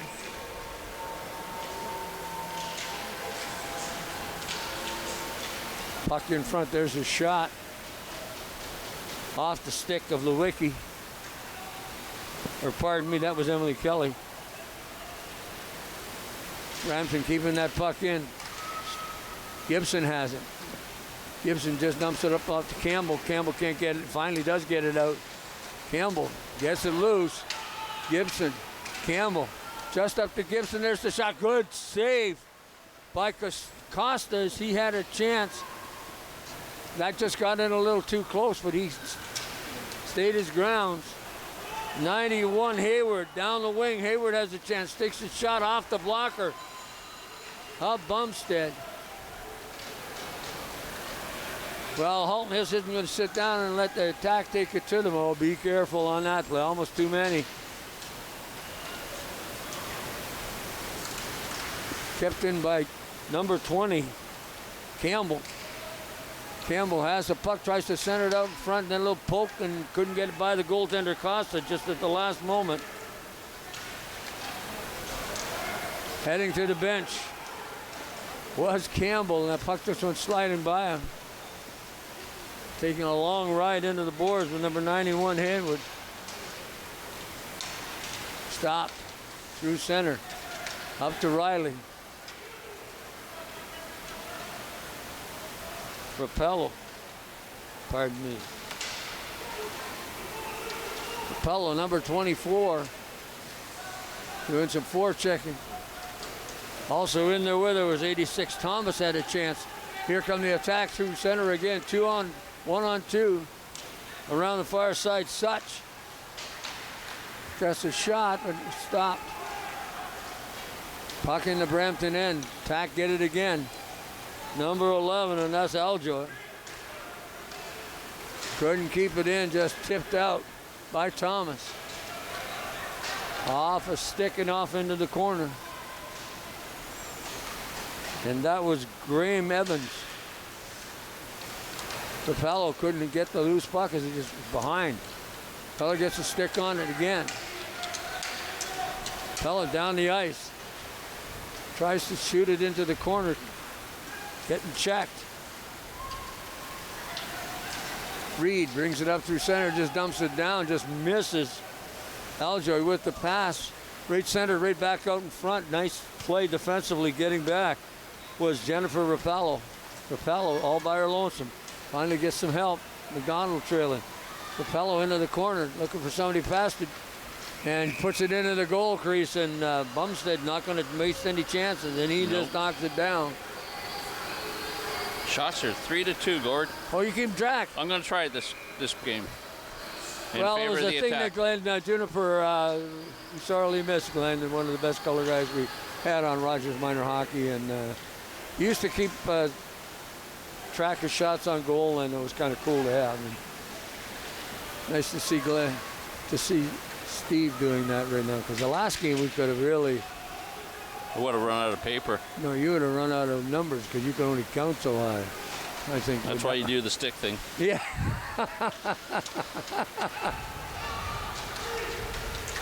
Gibson down the right wing, tries to slide it into the middle, does, loses his footing and falls. But Costa isn't going to make any mistake with that. No. It's too bad he lost his footing because he had a great scoring opportunity. The last cotton picking moment, you know. He was looking for a trip, but there was no trip. There was no trip on it, that's right. Slumsky at center. Feltus on the blue line. Feltus takes a shot from the point right on the... Oh! No, that didn't go in. No, that's not a shot on net either. That's a post. No, that's a post. Such got it upstairs and went off the post high. I think right where it met the crossbar. Here the attack almost caught him on a bad change. Get it through the hole, but couldn't. Nice play to get back was Weagle. But can't get it out, and that's the Thunder having some trouble. 19 is tracing Such, but coming out of the zone. There's a shot. I believe that's Ansel. Sorry, 97 is Ansel, that's true. So shot it wide. Chasing after it. Ono Pachenko. Pachenko tries to get it out in front.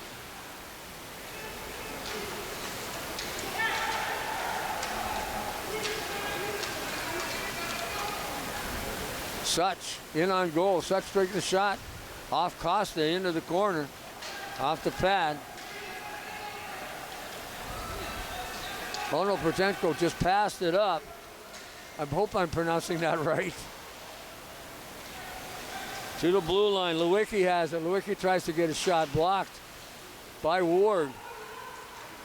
3-on-2. Jack coming out of the zone. Across the big tack face at center ice. Shot right at Aljoy, right on goal. Good stop by Costa again. Coming down the wing is Hayward. Hayward going to get a chance off the body in front. Loose puck on top of it. I believe that was Rapello got another chance She put it upstairs, but hit a body in the process. Getting back is Clemente. Makes a nice defensive play to keep that puck on the boards. Hayward, just off the end of his stick. Campbell, back through center ice to Blackburn. That's a familiar name. Campbell takes the shot off the glove of Costa. Hard not to believe. When you see him. I find it interesting that Dan's two grandsons, it's going to make it easy for him. Avery Blackburn wore number 4, and the young Carson kid wore number 4 as well. Yeah. That's his other grandson, so it makes it simple for him. What number are they wearing? Yeah. Dan's been a long-time referee in Owen Sound. Looks after the minor officials and does such a tremendous job. Good stop by Costa as the attack had a chance. Gibson off into the corner trying to chase it down. Does. Gibson turns into the slot. Takes another shot. Loose puck in front. And finally Costa didn't get a hold of it. I thought he did. Gibson again. Gibson tries to center. He's got these points wide open. They should be using the... But you look down on the ice surface and you see players or kids that we used to watch play. Exactly. And then, of course, Dan Blackburn's been officiating forever. I remember when... There's the horn. Remember Mike used to play, used to watch him. I don't know whether we did any Rogers telecast at that time. But 50 years of refereeing as of last year, Dan, and was presented an award. So shots on goal in the first period by the Owen Sound leader and associate junior attack, 9. Alton Hill Thunder, 3. Just a comment we don't make a comment about who our sponsors are. Oh, I know. I was thinking the same thing, just as you mentioned, the leader. Locking Business is the sponsor of the U10 team, and Leader and Associates, the U11 team, and all the other sponsors that come back and every year to support minor hockey, minor baseball now, minor soccer. Oh. I mean, the sponsorship through all these businesses within the city of Owen Sound and area, thank you very much. Well, thank you very much, but the other side of it is, too, that I think is extremely important, that we pass that back. Buy locally. Yep, buy absolutely. The smaller business. Get what you can, because those are the businesses that you see on the back of the jersey. Yep. You don't see the big box store businesses on the back of any of our jerseys. We see Leader. You know, what you mentioned, the first one, which I've slipped my mind already. Locking Business Machines. Locking Business, who's been here forever. Yep. So saw Jerry about a month ago, and then remember, and his son Brad now running the show. Yep. So now, yeah, that's the whole thing. Buy locally, folks. They sponsor us.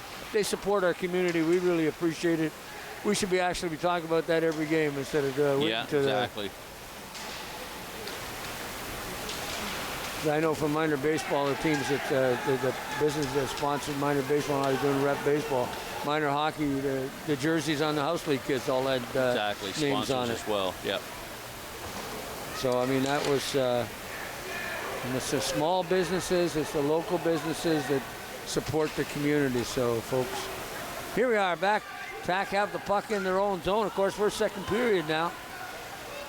They're leading 1-0 here on an early goal by Leighton Reed, set up by Brock Aljo. Nice passing from behind the goal.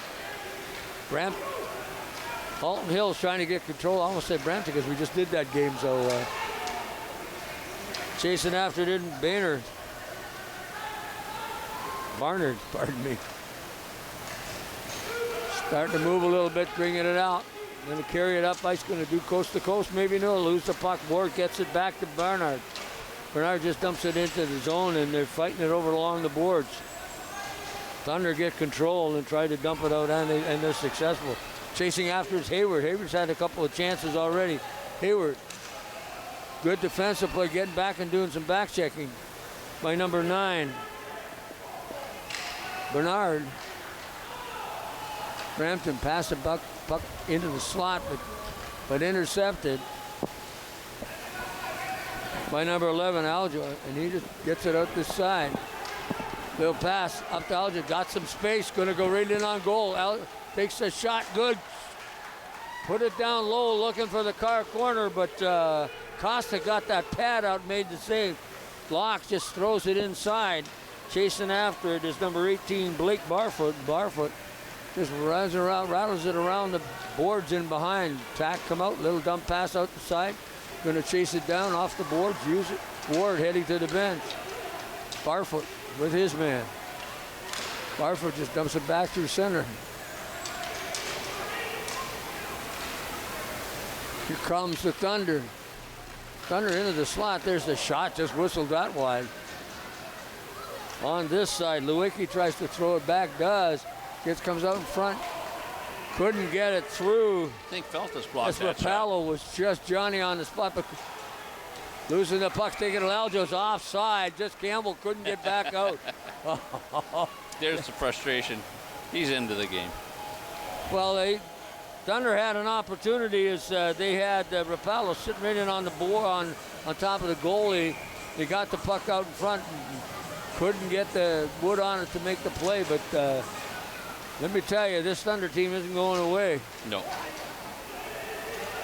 Rapallo has it at center ice. Down the left wing, Rapallo. Over to Thomas. Thomas, nice little move to get around. I believe number 6, Crone. Up along the boards. Gibson can't get it out.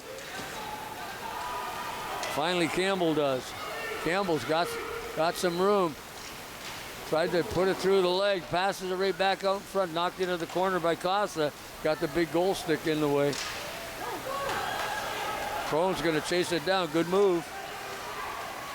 He got it up to Campbell. Campbell's just shoots it in because they want to change it up. All 5 change at the same time. Well, they had the ace to do it, so they might as well. Good play by the coaches to get that all 5 off the same eye. Slumke doing a little forecheck. Caught. Scott, pardon me. Such on the wing. Scott knocks it down. Gets it out to Such. Such good. Nice little pat. Poke up. Looking for the open. Decides tries to pass it across ice. A little too late. Would have been a little bit sooner. It would have been a little bit better, but right idea. Not sure if the junior attack here have got an AP out with them today. Number 10 is not on our list of players and no name bar, so. Extra player, so it's too bad we don't know who number 10 is.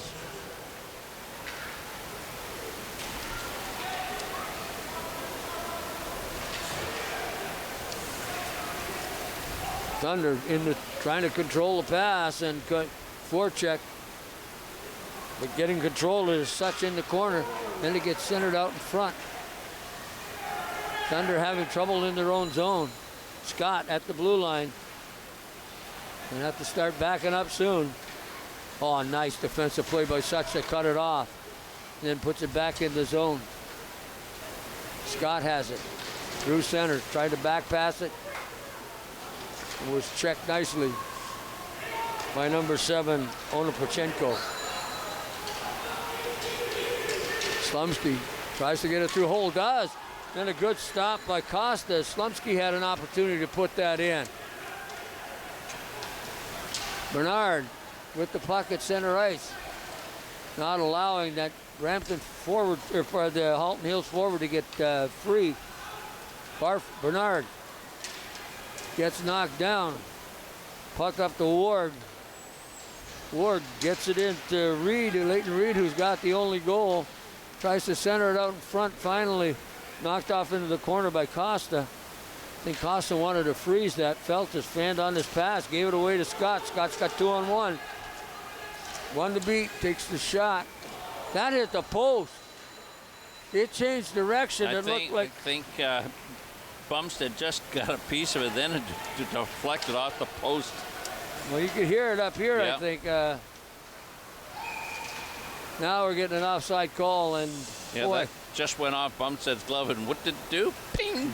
Any chance to see that again? I just it's funny how you want to see stuff, and yeah. You have to here it comes. There's the shot. You off the stick. There's off the glove, and then off the bang, bang, bang play. Wow. I was going to say no shots on net by Halton Hills, but that's the first shot of the second period for them. Well, that was quite the change of direction because there's a shot right off the mask. Barfoot chasing it down to center ice. Barfoot has it. Moves it up through center, pass along the wing, tried to get it up to Weston Campbell, who was just offside, but come back out just enough that they stopped the play. Looks like they're going to change it up all the way around. Yeah. 8:14 to go here in the second period. Both teams making changes. You know, folks, we have to be thankful for all the coaches that show up on today behind these benches to teach these kids how to play hockey. A lot of them have played themselves and they get back to the community. But the most important thing is it's a time-consuming thing. And the fact that these coaches all go to courses, all go to classes. The trainers all go to courses and classes. You've got about what to do. Trainers as well. You know, so the trainers. This staff is Adam Barfoot coaching, Ian Bernard's coaching, Joffrey Chester is the manager of the hockey squad, Adam Scott, trainer, and Ryan Slumsky's an assistant trainer. So you can see four of those guys are on the bench today. All of them have gone to classes and training, and so it's not just, I'm getting up this morning, I'm going to go behind the bench. It's a commitment to it. And thank you very much to all those folks that volunteer for coaching hockey here in Owen Sound. In fact, all minor sports in Owen Sound. We can't get along with these kids without the coaches. They can't play. Such has the puck coming back through center. Such couldn't get around his man. Gonna see if Thomas can chase down Scott, take that loose puck. I'm surprised Phelps didn't go and get it, but Thomas got back. Up along the boards, got it up to our number 10, who we don't have on the roster. Oh, look at that. That thing changed direction again. That's a second shot. Yeah. That Bumstead has had to handle that would off a body in front, but again, too, what I'm seeing is that, what I look for when I watch the minor hockey, how the goalie positions himself and where he is within the confines of the paint and the lateral movement. That's the two things that really get to me. Every the kids can catch. A lot of the kids can, handle the puck, but can they move and set themselves up to get into position? Because remember, at that age, they're 5 feet? If that. 5 feet would be a big goalie at this age. Yeah.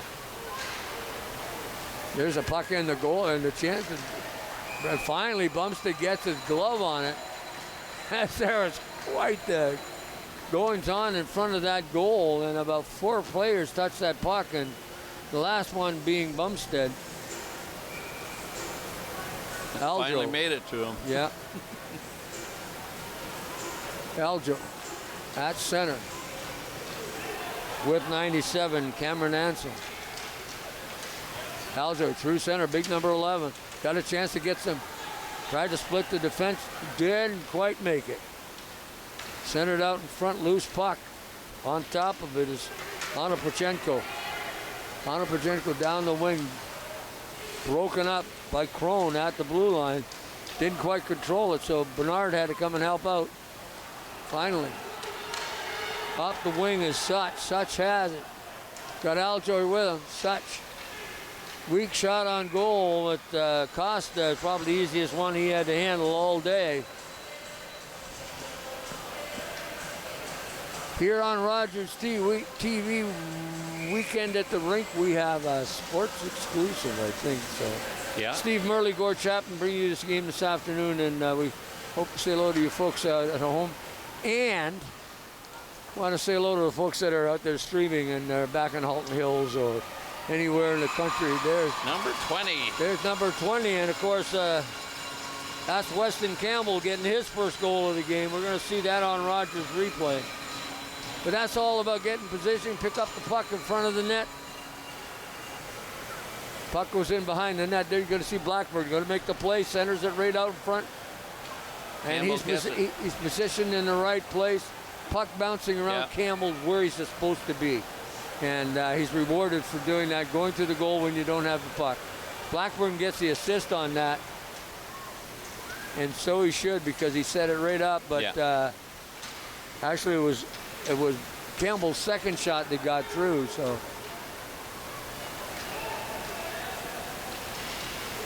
loose puck right into the goal crease, off the skates. You talk about streaming. The last set of games that you and I did here, 3-4 weeks ago, the U11 game when the Oakville squad was up here, we got a Rogers viewers response, very positive. Watching the game from Oakville, there was some family down in the Maritimes watched it, but I think the one that really caught my eye was the fact that grandparents from the kids in Oakville were watching it from Greece. Yeah, well, actually that was Burlington. So regardless of who it was, we got that note. It was just absolutely amazing. Not only that, but the game was streamed in Alberta. Yeah. And of course, folks watched it around, and then they got copies of the game and sat down and had very complimentary things to say about Steve. So well, Burlington was on the U10 game, and so we had both games. Yeah. Where we're not just local to us anymore. No, it's not. So again, we see a lot of those folks out there streaming. Evans fired that back in and behind it, chasing after this Feltus. Getting on the puck, slides it up along the boards just past our anonymous player. If anybody is streaming it, then you can call somebody in the arena and let us know who number 10 is. We had that happen before. Yeah. Long shot, going to be icing. No, he let it go. You could see Bumstead put his arm in the air, and no, they didn't call it. So it must have hit somebody on the way down. 24 along the boards. Emily Rapallo couldn't keep it in. Or Jennifer Rapallo, pardon me. Rapallo out there. Along with number 10, Mark McDonald. McDonald has the puck, gets it over the blue line, looking for Rapallo on the right wing. Couldn't get it to tack it on the loose puck.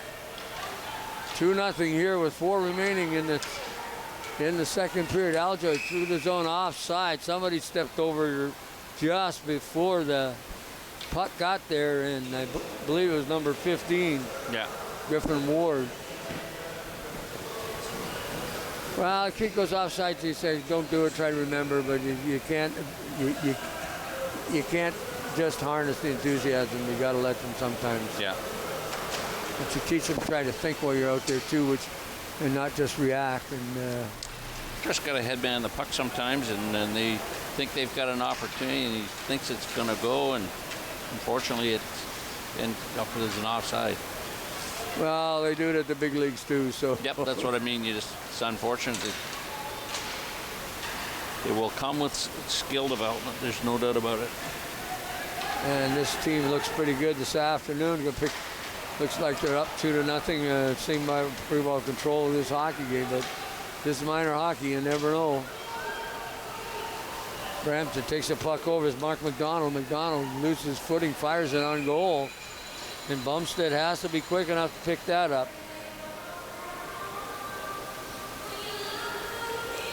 3:12 to go here in the second period. Jennifer Rapallo going off. She's had a good game, Gord. Yeah, I know she has too. The 2 goaltenders today have played extremely well. Yeah.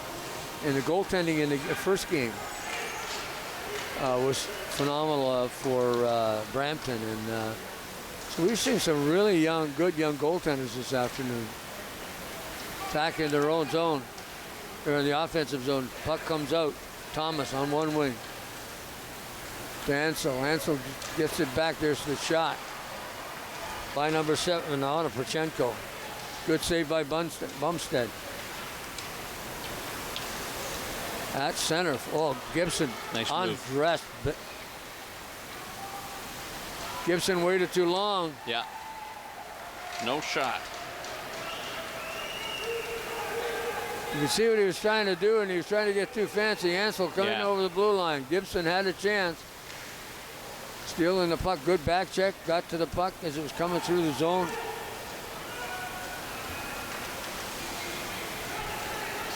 On the Perchenko, just threw it back. And again, too, folks, if you're streaming and I'm not pronouncing that correctly, I apologize.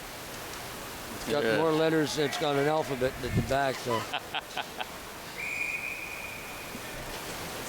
2 minutes to go here in the second period. We're going to have both teams making changes. Faceoff's going to come to the left of Hayden Bumstead. Bumstead's pretty sharp in goal today. Yeah. Faced 8 shots so far. I mean, there's a few that are, he's put his glove on that were going wide, so it's not a shot on net, but he just wanted to be comfortable with it. Kelly. Back in quickly after that puck's number 17, Alex Slumsky. Block, just gets it out of the zone. Up to Hayward. Hayward's going to get by Feltus. Hayward gets a chance. Hayward scores!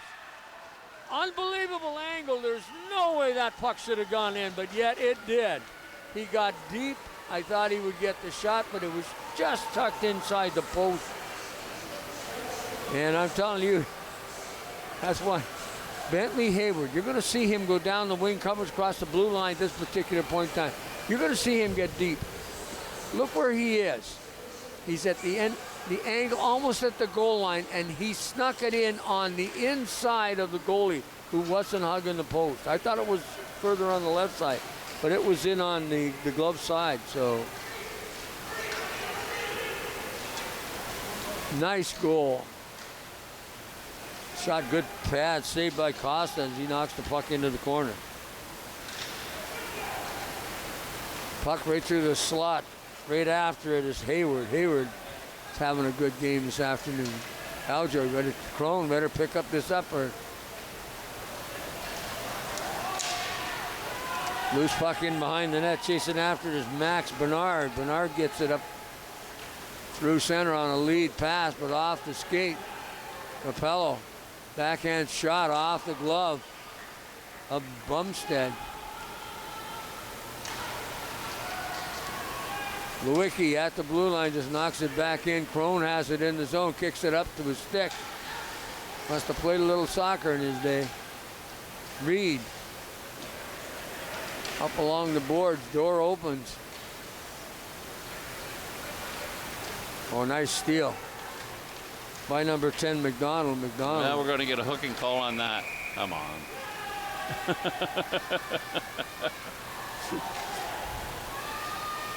Well, somebody put their hands in the air saying that that thing went in. But so Griffin Ward's going off with 21 seconds left here in the second period. So the attacker going to be a man short here for the next 20 seconds and then into the third period rather. Thomas out on the ice, along with number 24, Jennifer Rapello. Puck in the circle, trying to get control of it. Shot up along the boards by Gibson. Brant Halton still has control of the puck. Out this side to Evans. Evans just slides it right back into the corner. That should be enough to let this one be over. And moving up to keep it in was Daniel Harkness, but the horn had gone.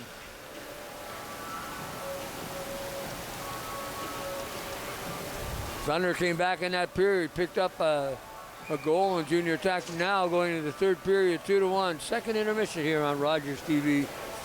And Steve. Owen Sound 7 shots in the second period for a total of 16 in the game. Halton Hills picked up 7 as well.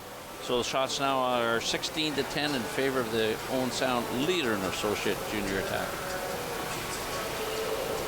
And playing a good game too. Has some. It's going to be tough to pick a player of the game from either one of these teams, I'll tell you right now, because it seems to be We got 15 minutes, and that's probably going to be the telling tale for us. Yeah. 15 minutes of hockey here on Rogers TV. Halton Hills Thunder, U11. Owen Sound Junior attack.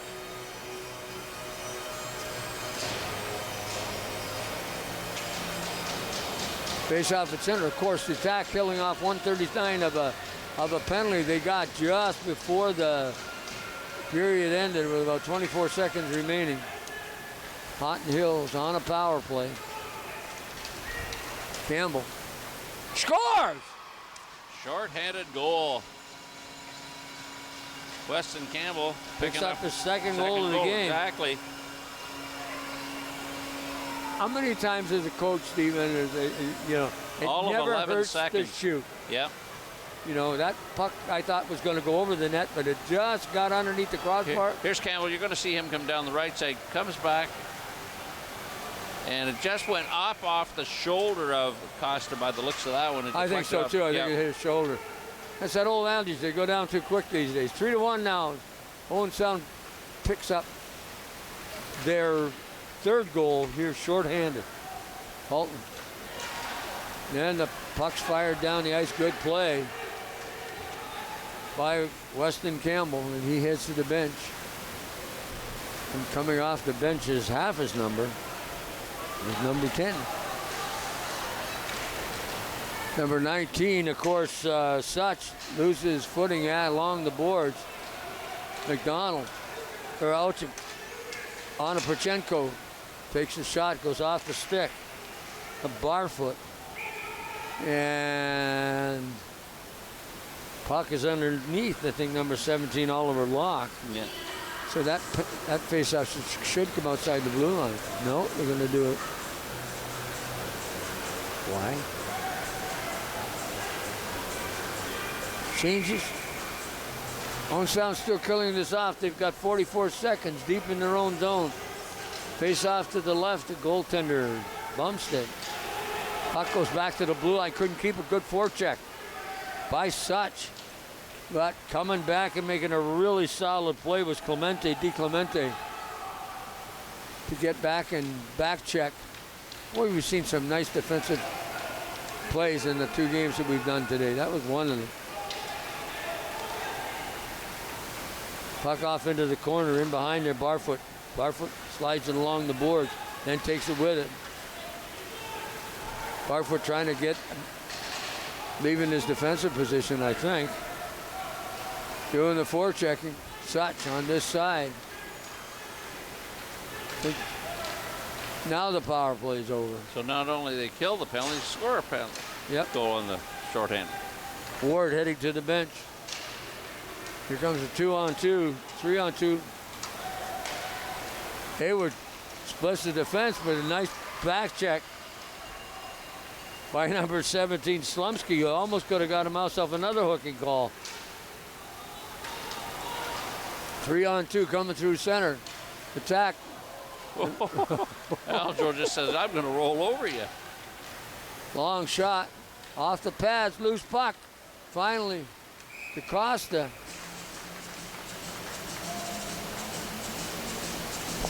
Costa was down there just hoping to grab a hold of it, but Ward had a shot at it. So did Reed.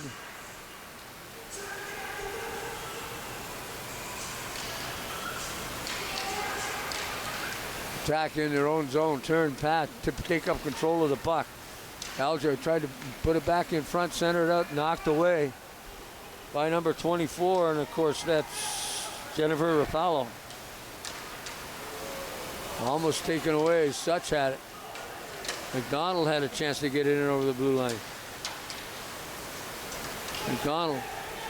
Such almost offside. Oh, good thing the bucket was on. Yeah, that's true. Backhand shot by Locke. I'm not sure whether it got through, and Bumstead made the save. A good chance, scoring chances here. Here's a shot. Capello takes the shot, couldn't get a hold of it. At just the last moment, swept it. under the goaltender. Bumstead was Johnny on the spot to make that save.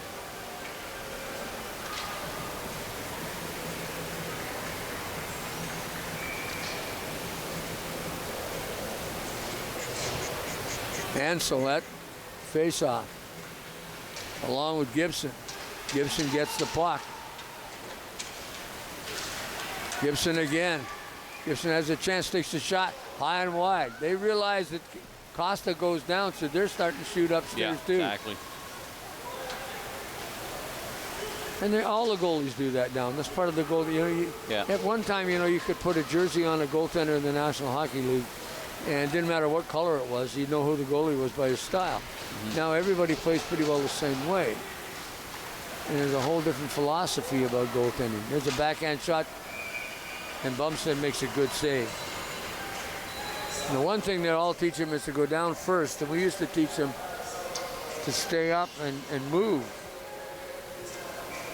many, many moons ago. Just a day or two ago. I always used to tell goalies, remember when you go down, it's your last move. But now these kids can get up and down without thinking about it. I mean, it's amazing the gymnastics, the acrobatics that they do at any level, whether this level or whether it's attack, whether it's pro. Ansel tried to win the draw, dump it back between his legs, wasn't successful, but then losing that puck, stealing it along the boards, and that's 9, Bernard.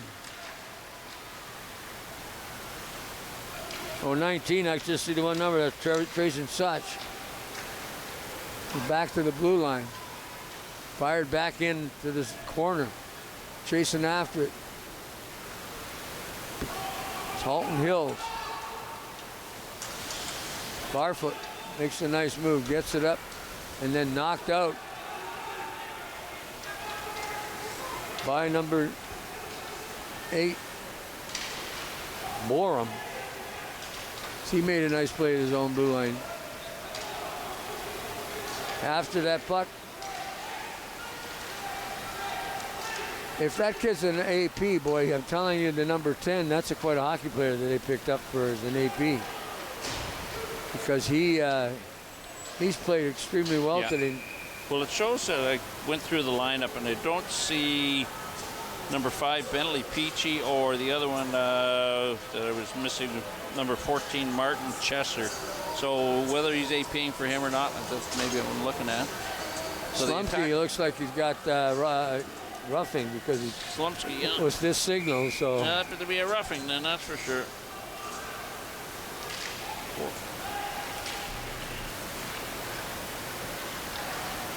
It must be a 5-on-5. There must be 2 of them in there. They both in there? No, only one in there. Yeah, but I can't count. I thought there was 5 white jerseys up there on the ice. So Aljoy. Lewicki has it. Lewicki up along the board, gets it up to Locke. Kelly out there, along with number 91. Bentley Hayward.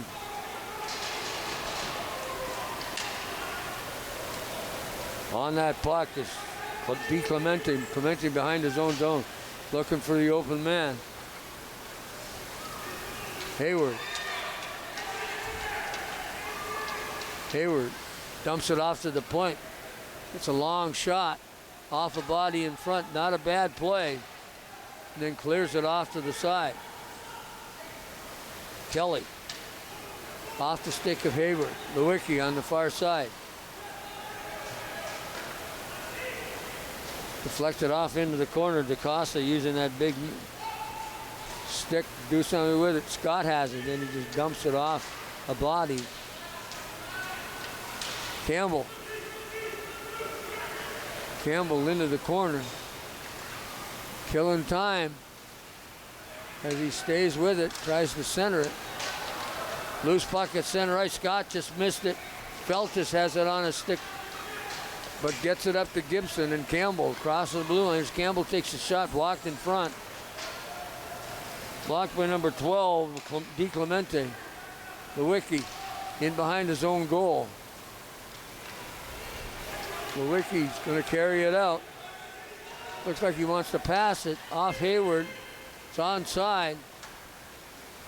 Rapello, I guess is the Lewicki into the corner. Rapello after it. Feltus on it. Rapello tries to run it down. Puck comes back out. There's a long shot off the body in front. Loose puck picked up by number 10, Mark McDonald. McDonald gets it up to Rapello. Rapello down the left wing, takes a long shot, took a funny bounce into it, steered into the corner by Bumstead. Those bouncing shots are the toughest. Oh, just everybody overskated that. To Harkness. Harkness had to dump it in, tried to, it was just off the stick.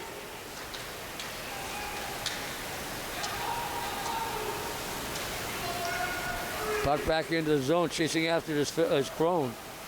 Crone in the zone does, give it up to Rapello. Can't afford to give it up to a jersey, black jersey, because it could be dangerous. 3-1 to score. 7:03 remaining in the third period.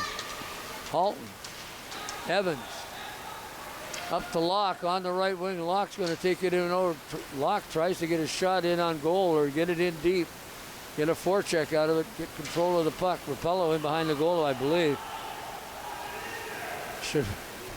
Bench calling for a penalty on that. Here come the attack down the left wing.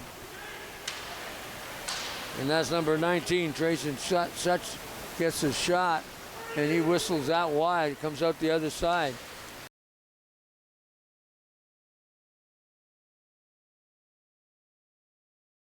Just whistled wide. The block had been over a little bit farther, might have had a chance. Locke tried to dump it back to the point. It's going to be offside, but they're going to change it up. Rapello on the forward line with McDonald. Thomas come off the bench. Tack changing up on the fly. Alger loses the puck just as he went to pass him. Good poke check by Thomas. Ward couldn't keep it in. Then fired in, got to clear it out. Here they go again. Fanned on his pass, coming out of the zone. Number 12, DiClemente, finally does get at Rapello.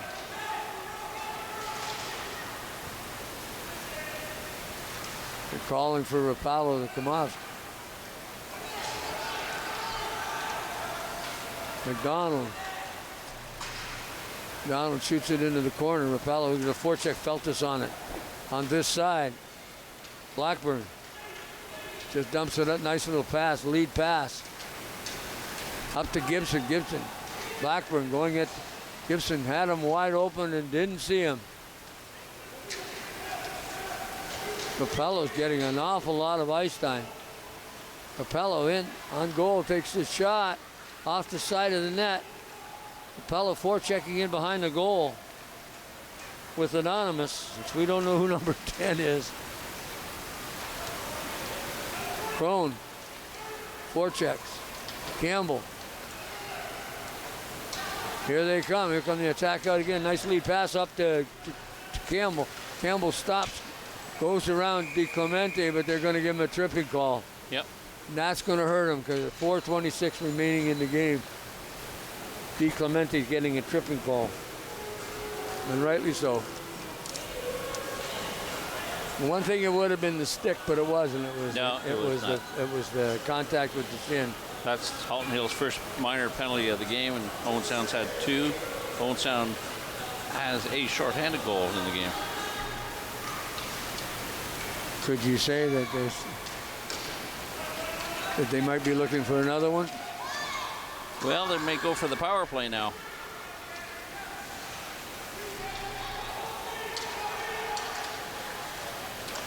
Here comes the attack. This is Gibson through center. Pardon me. Slumsky, Alex Slumsky gets a shot on goal, and Costa. Oh, hello. Whoa. That's a good hit. Incidental contact, though. Neither one of them saw each other, so. Puck shot down the ice by no icing on that one. No, because they're shorthanded, so Attack on the power play. Lead pass through Aljoy through center. Got 3 to beat. They couldn't do it. Couldn't beat number 8, Boreham.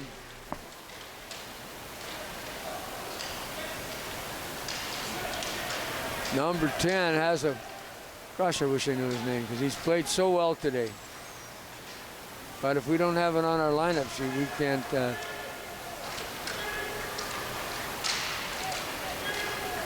Puck comes back out to the blue line. Keep it in barely. That's Feltus. Feltus takes a long shot. Got it to Aljoy. Couldn't get the shot away. It's a good defensive play by number 34, Daniel Harkness, and knocked that puck away. Puck in behind the net. You can see the goaltender Costa watching it, but he's not setting himself up very well for the wraparound. So no. Feltus trying to back it up. Borum heads to the bench. New set of legs out there. See if they can get a power play goal, pull the goalie, see what else they can do. Well, Halton looks like they've successfully killed the penalty off. Kelly takes a shot, just bounced it into to Bumstead, and Bumstead makes the save. Owen Sound's only had 3 shots physically on net. A lot of attempts. And Halton 4 shots, but that one shot by Weston Campbell early in the 3rd period on shorthanded goal gives them the 3-1 lead right now. Campbell down the right wing. Campbell tried to center it out. Got it to Aljoy. Or pardon me, number 7, that's a Gibson. Here comes Locke. Kelly tried to keep it in, but couldn't do it. Back to the blue line. On this side to Lewicki.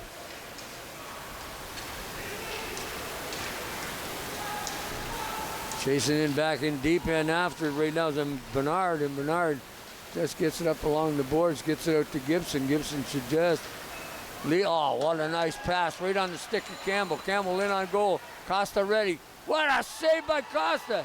Not sure who was in behind him. Great play. I'd like to see that on replay. Let me tell you who picked that puck up in behind him. Saved the goal. Yeah.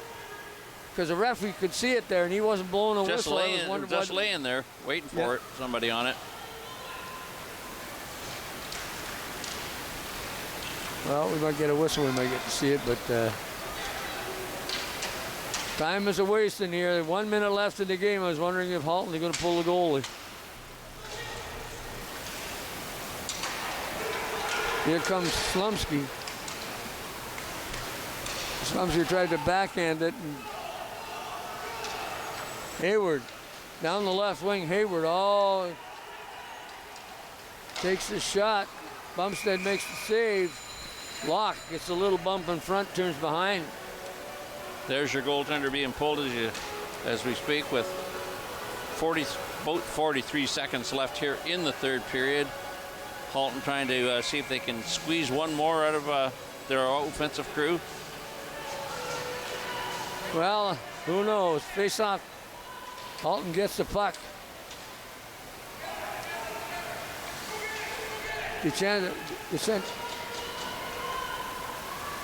DiClemente could keep it in, but puck off the side of the net.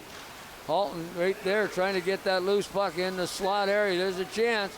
There's a shot off the leg. Another shot goes through. Costa has it. What a flurry in front of that net. You can't tell me that Halton Hill Thunder weren't. They had a chance with about 25, 30 seconds to go to put it away. Bumstead, made another save.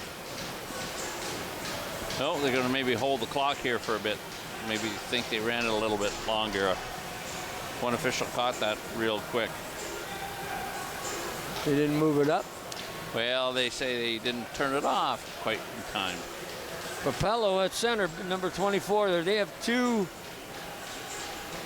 young ladies playing on their team. At 23 is Emily Kelly and Jennifer Papello. Yeah. And they're 2 numbers apart, so.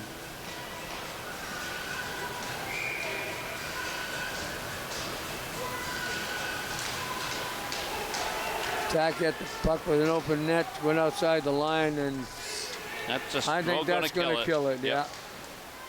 Ward has it. Has an empty net, and there's offside with 2 minutes, or rather 2 seconds. Yep. 2.10. I still have a hard time with that. Seconds at the end of it. There was 3.3 seconds left to go, and they got to drop the puck. And there's the horn. And DaCosta and Bumstead are both being congratulated by their teams. DaCosta played a really good game. Yeah. He had more scoring chances than Cristiano DaCosta, and of course Hayden Bumstead. Halton Hills out shooting the junior attack 6-4 in the third. For in the game, it was ended up being Owen Sound out shooting Halton 20-16. Well, it pretty well tells me that DaCosta had, or pardon me, I keep saying DaCosta, I apologize. Cristiano Costa had a tremendous game for the Thunder. He kept it close when it had to be. Yeah, exactly.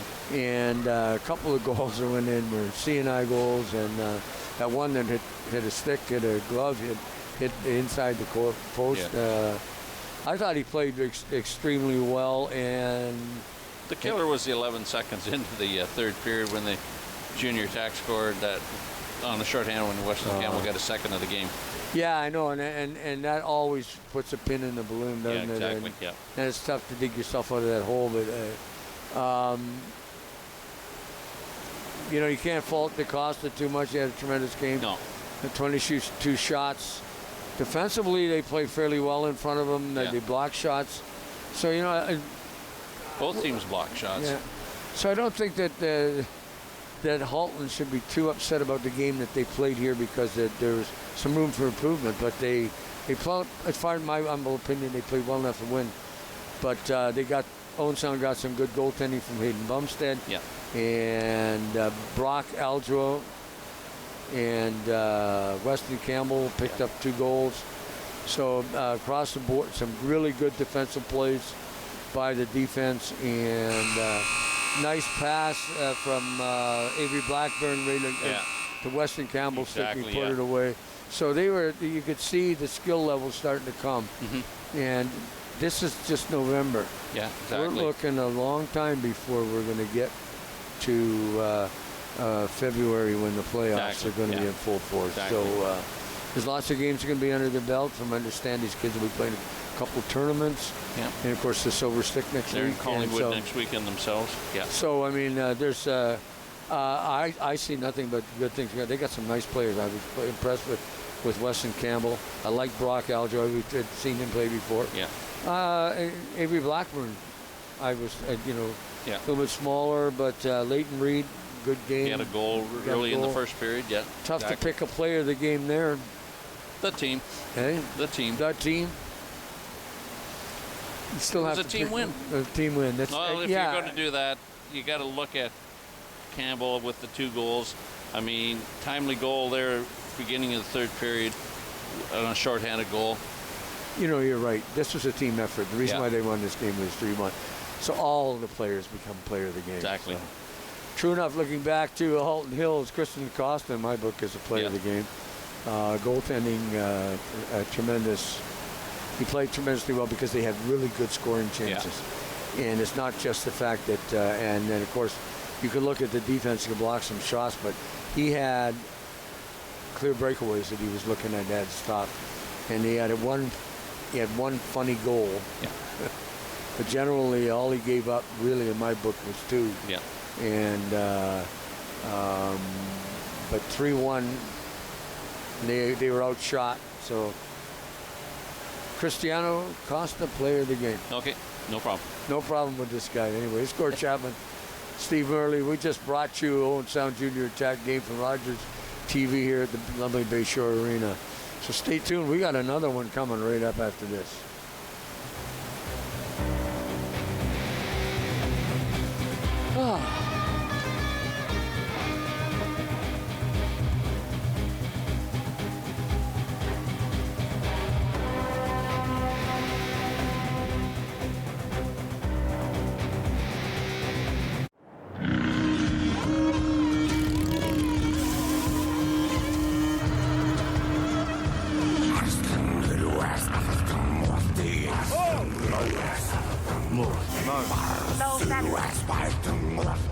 Mo.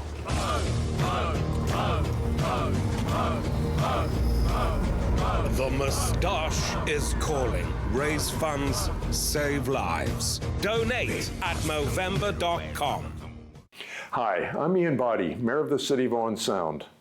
Whether it's improving our parks, fixing roads, or planning our future for the city, it impacts all of us.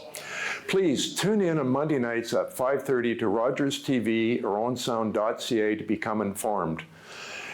Your support and your knowledge and your feedback is important to us, and having the knowledge of what's going on is really important in the first step.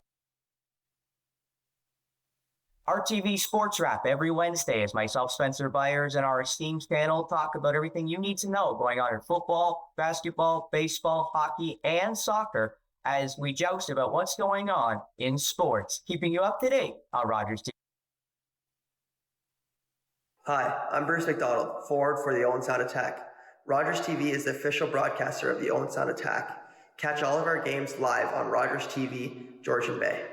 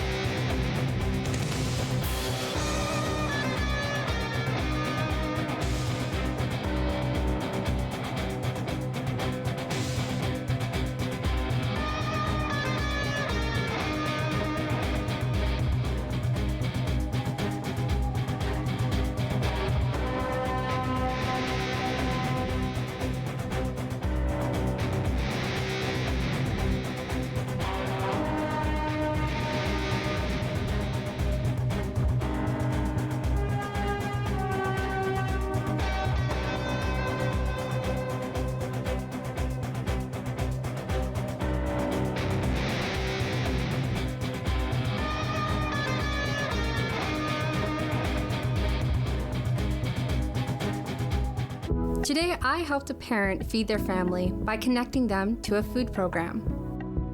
Today, I helped someone connect with mental health supports. Today, I helped a couple struggling to pay their bills access financial aid. Every day, 211 navigators connect Canadians to critical government and community programs and services. 211. Help starts here. Hi, I'm Ian Boddy, Mayor of the City of Owen Sound.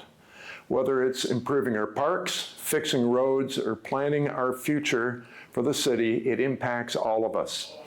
Please tune in on Monday nights at 5:30 to Rogers TV or owensound.ca to become informed. Your support and your knowledge and your feedback is important to us, and having the knowledge of what's going on is really important in the first step.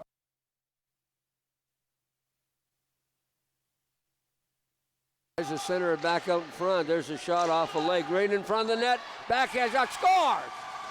Down the blue. Campbell's got some room. Campbell's got Barfoot with him. There's what a shot! What a shot! There you see him working his way in front, and he got it. When he got a stick on it, Zane Smith stayed with it, got the second shot on goal. The goaltender stick and deflected up and out into the net. It wasn't even a hard shot. He just sort of little.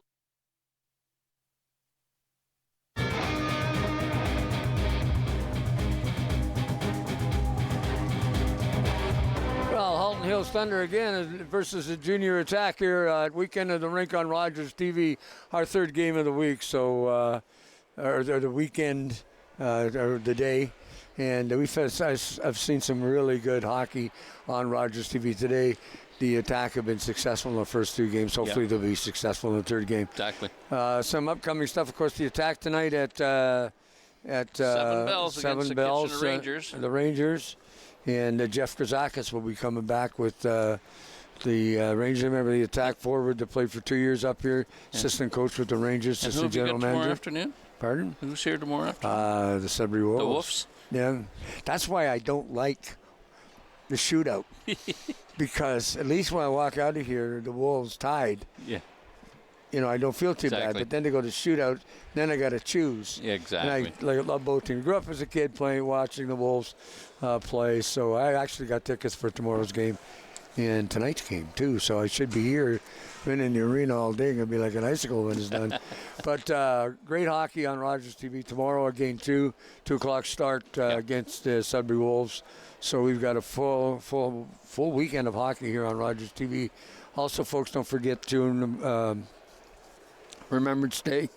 There'll be a telecast on Rogers TV. It'll be live from the Cenotaph here in Owen Sound. You can tune into that too and honor those that have served our country by giving them our greatest gift. So if you can tune in for that or come on down to Cenotaph and pay your respects to what freedom really is all about and what people have done. And I'm old enough not to remember World War II, but my father, my wife's father, both fought in that war.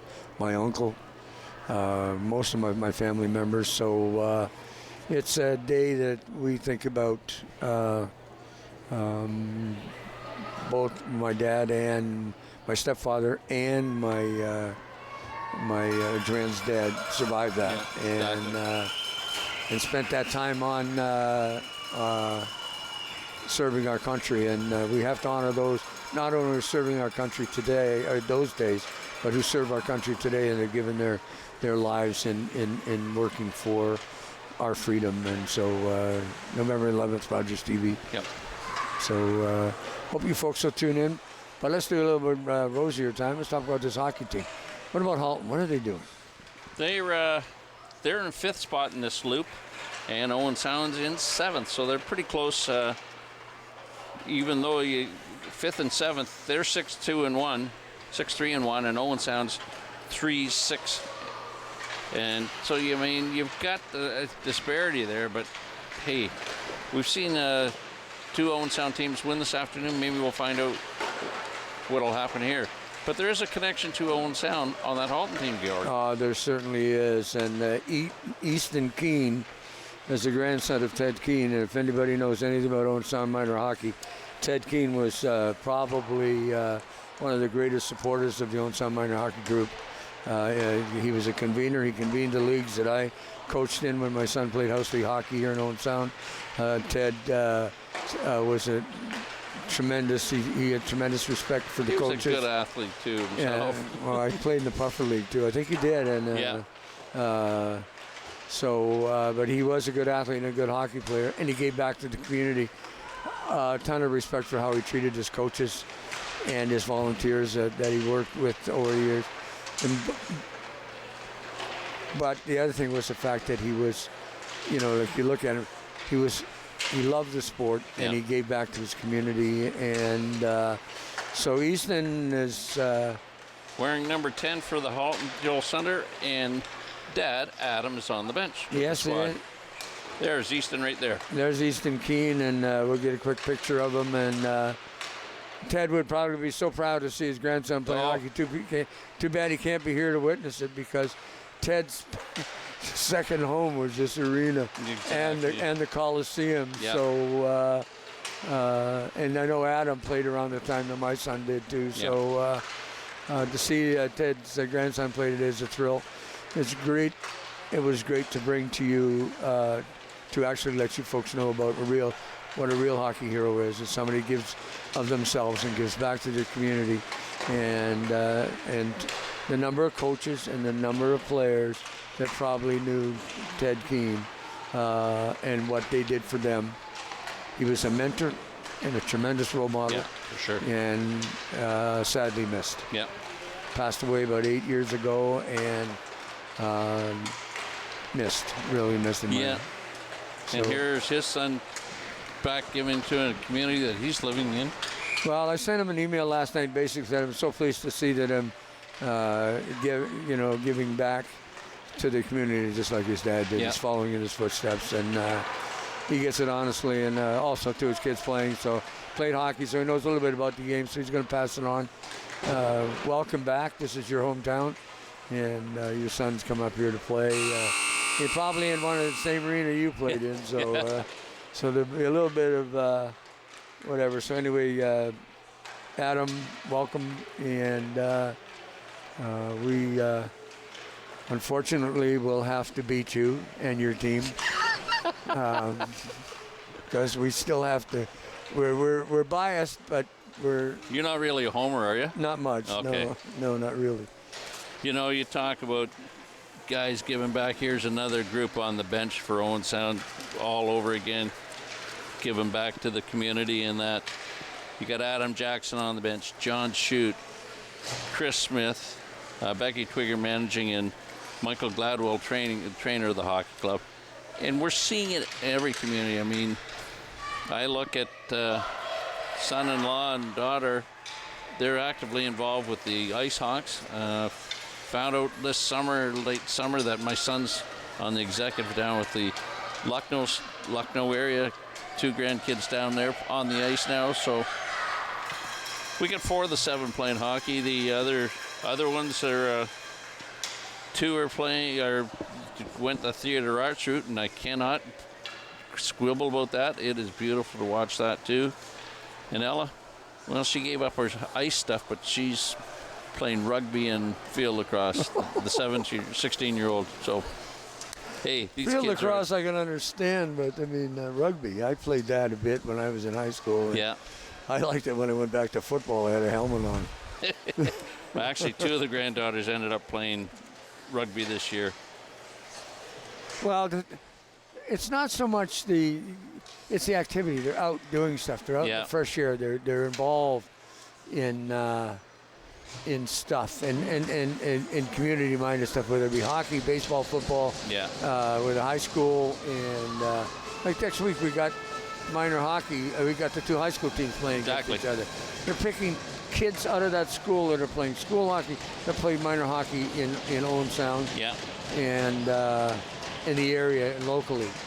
So that's what you're going to see. Bishop on the left wing, on the right wing for Owen Sound. With Blastora. Blastora has a puck. Fired it up along the boards. Bishop trying to get control of it. Can't just slip by. Cedar, Van Cedars, he has a chance. Here comes Keene down the right wing.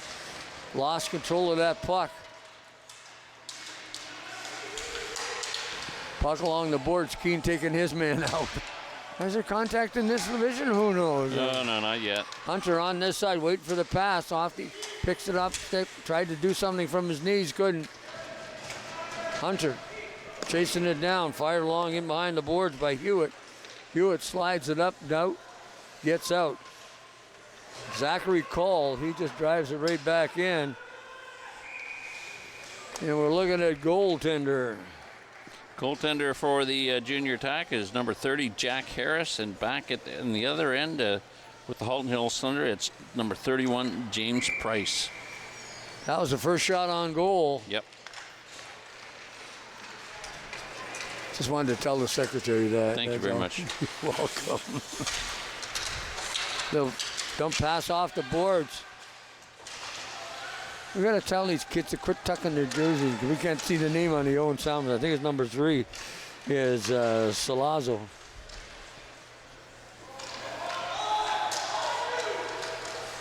Broadcast days, there was a kick. Oh, that was the net. That would have been interesting if it was done. Yeah. Coming up ice, Cole carrying that puck through center. Got some room. Cole splits the D, takes the shot. Another shot. 2 of them. 2 good saves. Yeah.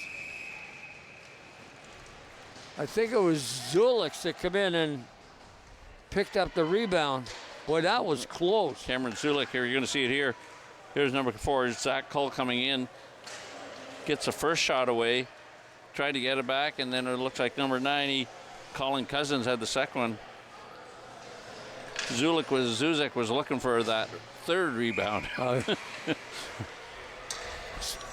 Tremendous scoring opportunity. 2 good stops by Harris. Kerwin just throws it off into the far corner, chasing it down. Good forecheck by number 17, Hudson Cap. Shot in. by Smith. Shoot. Sitting at the point, waiting for the shot, and didn't get through. Chasing after is Rogers. Rogers dumps it off into the corner, comes sliding out close to the front of the net. On top is Bossman. Bossman just gets it to the boards, but they can't get it out. Finally, it's back to the point. Boy, that's a big kid. At 91. Charlie Naylor. Charlie Naylor, yeah. That's an adult playing at this age. Sure looks like size-wise, doesn't it? Yeah.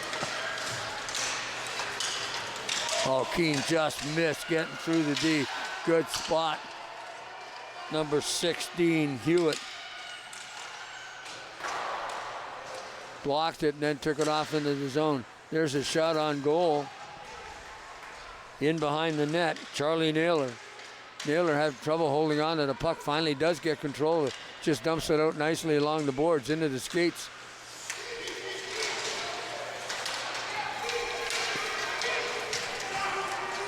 Thunder tried to get a shot away, and that was number 34, Milliken. Tack, bring it back up, shoot it down the ice. Nothing. Couple minutes gone here in this period. Actually 4. Slide it up along the boards, tipped out. Coburn gets it back up. 2 attack players fighting over it at that point in time. In behind the net. Aaron Hunter. Hunter fired it out. Hunter has it. Gets control of it again. Then dumps it off into the corner. Seemed to be a planned play. Shoot it around and forecheck. 81 is there. 81 comes out from behind, and he pots one. Oh, he gets the goal. Jonathan Hunter. That's what happens when you look down at your sheet to see what number the player is. Hunter, nice goal. You're going to see it here on Rogers TV. But that forecheck that we talked about. There's Hunter coming out. Tucks it out around the one defenseman. Just puts it down below. That was Jacob Lestort. It couldn't get the stick on him. Halton. Halton Hill Center leading 1-0 with 4 minutes to go here. Cap overskates the puck. Smith has a chance. Oh, Jocelyn missed. Another shot on the rebound as he picked it up off the boards, and it was cross-checked, and there's going to be a call here. Tacker going to go on the power play. And every kid does it, right up until the time of the old-timer. Who, me? Yeah, exactly. 2 for the cross-check. Number 89, Luciano Maggio.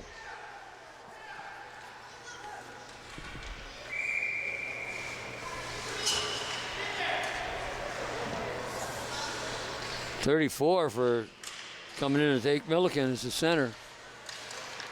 Salazzo took a shot towards the net. Loose puck in front. Tries to kick it forward. Is Smith. Got to be careful about that, leaving that point wide open when you're killing a penalty off. Junior Tack only got 1 shot in on Price at this point in time. See what they can Smith muster something here. Just dumps it off into the corner. Then tried to be knocked out. But Cousins got it out across the blue line. And that's, of course, number 34, Milliken. Milliken, had a chance. Has 88. Jonathan Rogers, Hunter again. Luke Rogers got in really close. There's a shot, good stop by Price. Got a glove on it. Had a breakaway, then had more time than what he thought. Yeah. 89. Luciano Maggio is still sitting in the penalty box, but there's been scoring chances at both ends, almost a shorthanded goal the last time. Back to the point, there's a shot high, an easy glove save for James Price. So it came from the point from number, I believe it's 16. Ethan Hewitt. 16, yep. There it is. Yep, 16, Ethan Hewitt. Couldn't keep the puck in, and the puck gets thrown down the ice. Nice play by number 88, Luke Rogers. Good forecheck. Into the skates. Zane Smith missed down the side. Hunter coming back and back checking. Good play. Then just dumps it down the ice, killing some time. 38 seconds remaining in the power. Hello. Jack Harris almost made that fatal error. The traveling goaltender. Puck bounces off the boards. Kerwin after it. Kerwin, he loses, and then he just fires it out off a stick, and Elliott had a chance to keep it in and couldn't. Here comes Coburn over the Coburn, long shot. Boys, I'll tell you, if you keep shooting them from out there, Price isn't going to have any trouble with them. He'll just pick those off all day long. See a picture of Price in your screen, a close-up, and so little time left in the penalty, but just a dump down. A nice job killing off that Halton Hills Thunder. Leading right now 1-0 with 3:47 remaining in the first period. Our third game of the afternoon, and a nice lead pass, just didn't get on a stick, finally does. Gets to Van Cedar. Van Cedar in behind the goal. Van Cedar twists, coming in off the point. You saw little that too, bit didn't you? extracurricular stuff there. Maggio coming across, does a little twist and turn. Actually, he was turned around and still managed to control the puck. Puck comes back right into the goal crease. And Harris was unsportsmanlike. They're going to give Cameron Zuzak a penalty. Unsportsmanlike conduct. The question is, what did he do? Oh, he's not supposed to do that. Oh, he slashed the goaltender late, did he? Not good. Another penalty job, power play opportunity for Owen Sound. As Zuzak ended up in the penalty box. There they go. They get the goal. That was quick. I believe number 7. Only 6 seconds. Reed Smith. Smith was the goaltender, but they got the puck to the net. They got it on goal from the faceoff. Let's just take a quick peek here at this replay. Puck comes back to the right defenseman. He takes a shot. He knocked it down, and then there it is. Oh, goaltender's Harris was going the opposite direction, and Smith to pop that in. Number 14, Ryan Kostefan knocked the puck down in front of the net as Price was moving the other direction to probably get a piece of it, and made it an easy pickings for Smith. Did Power Smith play get that? goal. Yeah. Number 7, Reed Smith. Not sure that. Oh, we got another penalty. Another tripping call. This time, number 34, Cohen Milliken going off for the trip here. I didn't even see that one. We were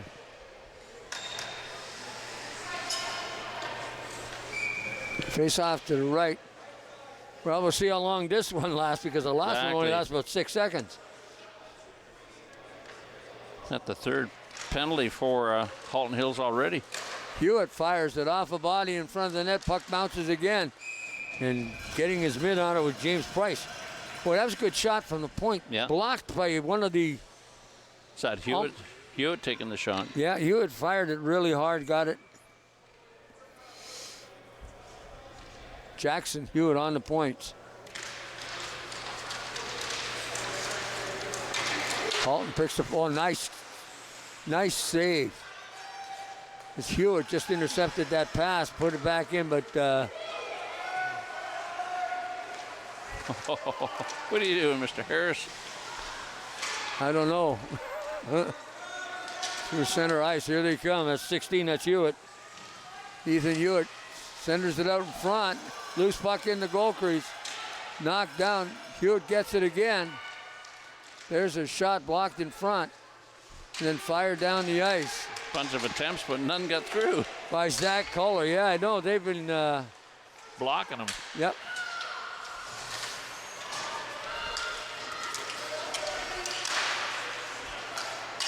Zach have the puck at their own blue line. Got to be careful. Hunter almost stole it. Here come the attack again. Reed, this side, there's the shot picked off by Price. Active glove hand this afternoon. Liam Down wearing his sweater tucked in on us this time.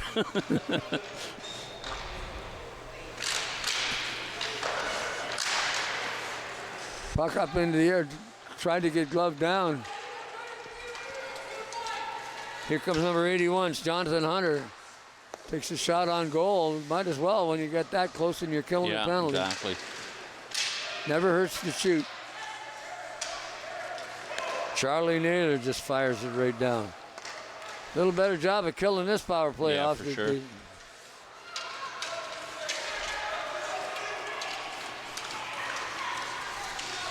There's his shot rate.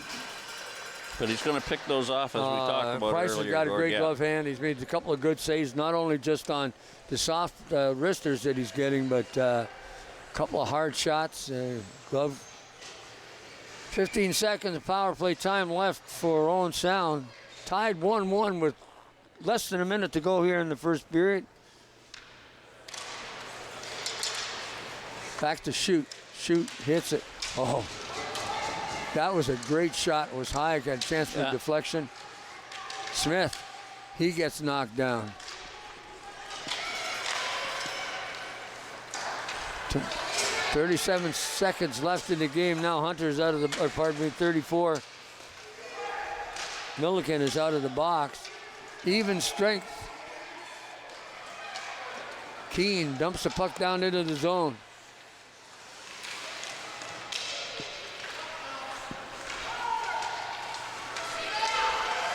Giving the puck away was Salazzo.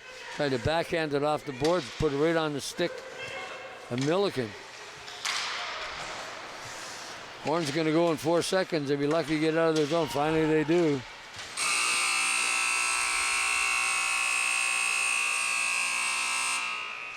First period in the books, tied 1-1. Weekend at the Rink Thunder Junior Attack. Don't forget tonight, folks, on TV tonight, 7 o'clock here on Rogers TV, is the attack against the Kitchener Rangers. I was just going to say that. I had to think a bit about it. I have trouble saying Kitchener or London. London. Attack had a great game against London on Sunday afternoon last week. You know, folks, these kids that can play. They're going to gel. They start to play hockey. They play every night. Yeah. They give you 100%. It's well worth the dollars that you pay to come in and watch them. Don't forget, we got to support them. We got red seats. Shouldn't see any on television tonight. So Rogers TV, if you have to be, it's on at 7 o'clock. And the last time I watched it, Adrian. And who are we going to do play-by-play? Because it was Coots the other night. Coots and Adrian. Adrian and Spencer. Spencer's hosting. Coots is doing play-by-play, and Adrian color, yeah. JC. And Adrian's going to do the color, and always the best camera crew in the province will be on hand to bring it to you here on Rogers TV. Tonight, 7 o'clock.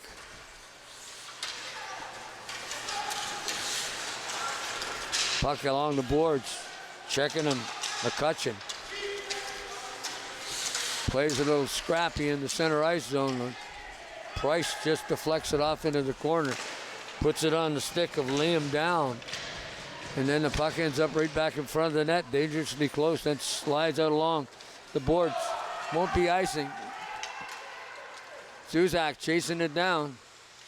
Wouldn't be icing anyway because somebody touched it on the way. Out to the blue line, Cousins. Cousins gets a shot in on goal, and Harris just squeezes it, calls it a day, and let's get another face-off, and we'll save it. shots on goal in the first period, by the way, Gord. Owen Sound had 8, Halton Hills 6. And they both ended up with a 1-1 score after the first period, and anybody's game.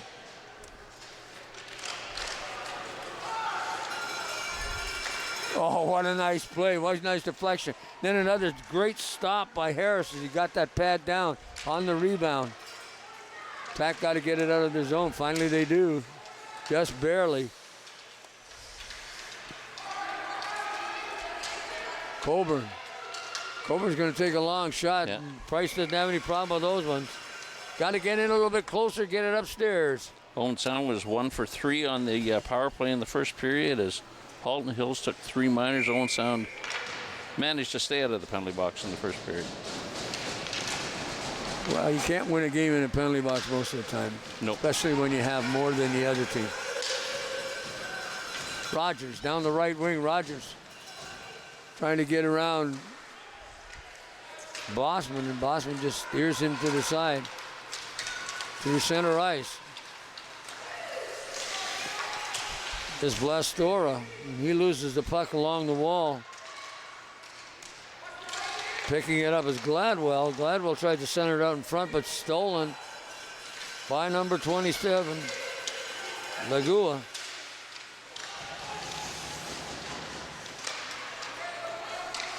Lagua trying to does get control of it again. Puck is back into the corner. After it is Owen Elliott. Elliott gives it up to Vlastora. Vlastora has it behind his own net. Heard that one from the Boo Birds. Yep. Going in on goal is number 34, Milliken. Milliken coming around into the air. Puck just gets to the goal. He slides it. Whoa, he's going off. They're not going to... there's no need for that one whatsoever. Caden Bishop is going to the penalty box, and you got to be careful doing that because, you know, how is he going to feel now when if Thunder score a goal and they've got to kill this penalty off? The play was over, you know, and they're going to do it every time to you in this division. Is that if you're going to cause any ruckus after the whistle goes, you're going to be collecting splinters off the... Now, did he do roughing or did he do unsportsmanlike? Probably roughing, I would think. I thought roughing. I didn't see the signal, but I assume it would be roughing. Yeah, exactly. We don't have Freddie to tell us. Puck gets headed toward the net, but hit the side. Cap at the one side. Hudson Cap took a shot, but it went off the body in front, off of just. Oh, there's a great chance for Reed Smith to get away, but the puck just had a funny bounce. Keene along the boards. Couldn't handle the puck. Hudson taking it off into the corner. Hewitt, pardon me. Puck goes in behind the goal. Here comes Halton. Number 77, Aaron Hunter. Hunter passed it through center, intercepted by Hewitt. Hewitt's heading to the bench.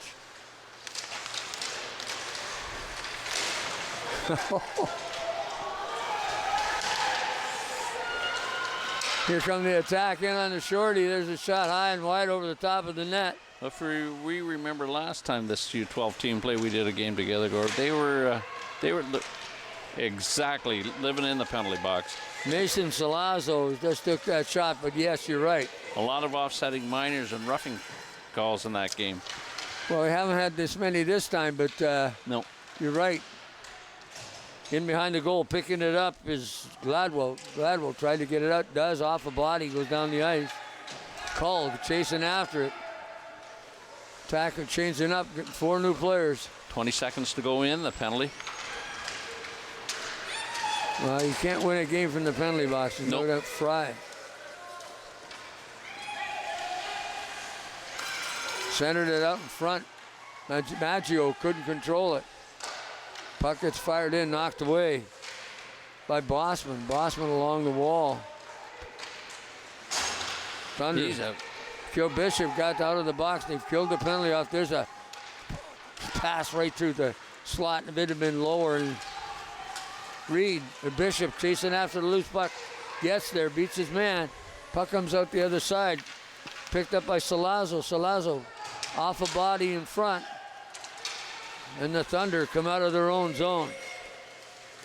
That's offside. Edward Frew, and it's offside at the blue line, just as my colleague Steve Murley called from 30 feet above the blue line. But anyway, folks, Gord Chapman and Steve Murley were here this afternoon from Rogers TV, bringing you Weekend in the Rink and the game between the Halton Hills and Owen Sound Junior Tech. U12 game.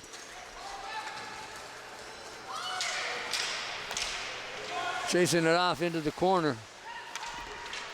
Back in behind the net, McCutcheon trying to center it. McCutcheon does center it, but picked off by 27 Langua.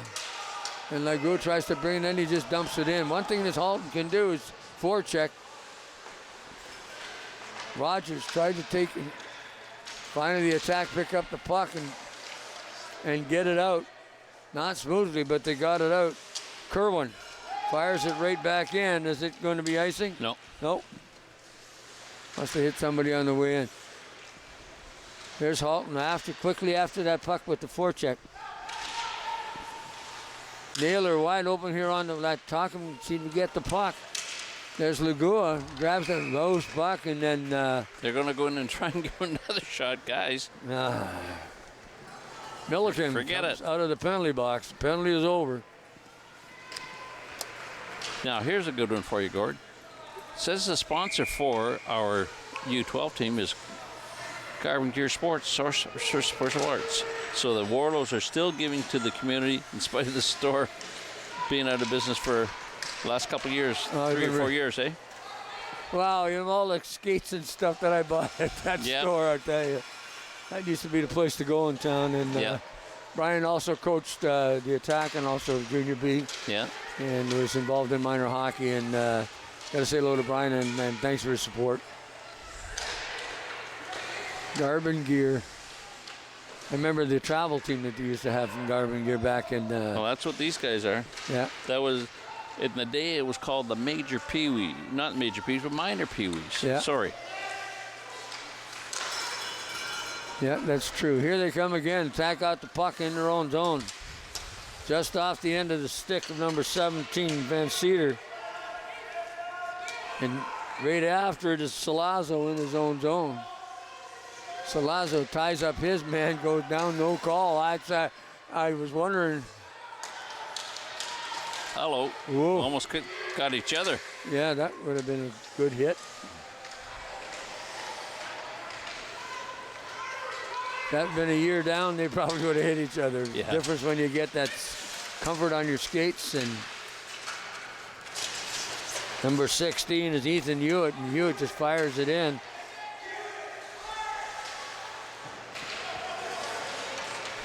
Keane can't control the pass up, coming out of the zone.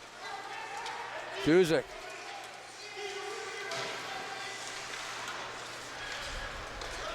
Cross ice and then just dump it along the boards.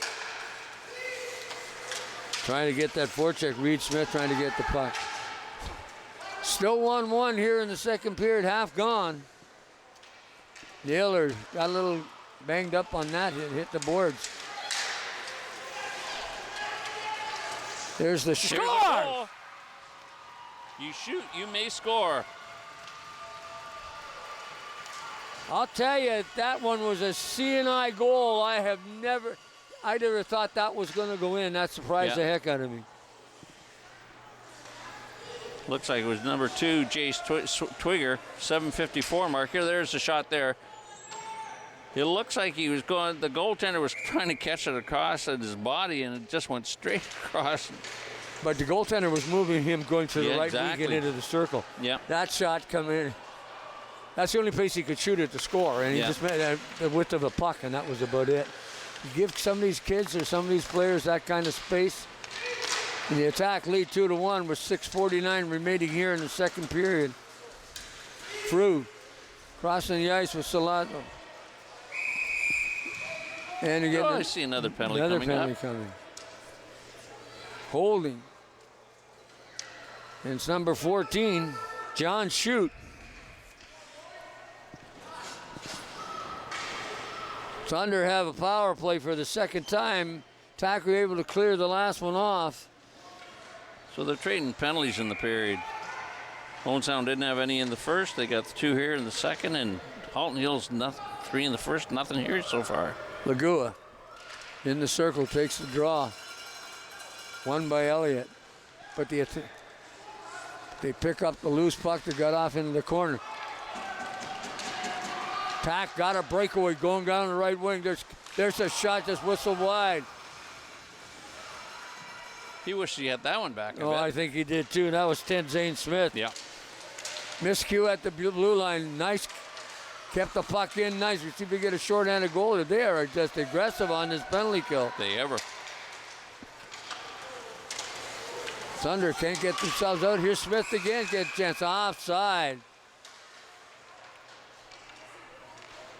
So it has to be an offside. No hand in the air for a penalty. But they were aggressive on that penalty kill. They got the miscue at the blue line. Yep, exactly. And he got up the ice. I'm trying to remember the number of the player. It was number 7, I think it was Reed Smith. And face up outside the blue line. Cole has it. Cole. Pass up to Keene. He just dumps it in behind the net. On top of it real fast is McCutcheon. McCutcheon's going to get it out. Cole waiting for him. Finally, McCutcheon just carries it. Does the wise thing, throws it down the ice. Bishop in the do a little forecheck and calling Cousins. Cousins just slips it through his legs and the puck gets set up. That's not what you want, an icing call on a power play. No. But I don't think they're going to call it. No, they waved her off. Figured that... Don't be doing that, guys. True enough. You cannot put that puck out in front of the net or give it away. And Lastora, that's the wise thing. Just drive it down the ice, kill some seconds. 24 remaining. Chasing after McCutcheon, just being aggressive on this penalty kill. Look at him back in behind the net. What a great job. Dipsy doodling with the we got a penalty coming up, though. Who's getting the penalty? Slash.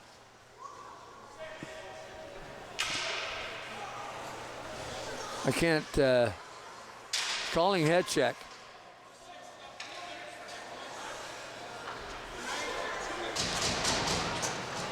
Oh. 90's off for penalty, but the Owen Sound kid's got 4 minutes for head check. 2-man advantage for 10 seconds. Well, just be one. There's two. They got a kid in the box too. So they haven't got the penalty up, and they got to get the other penalty up. So 14 is still in the penalty box, and that's John Shute. Yeah. So he's got 10 seconds to play. So they're still on. Oh yeah, they've one's got 5 offset. on the ice. Yeah, one's offsetting. That's right. They make it offsetting in minor hockey.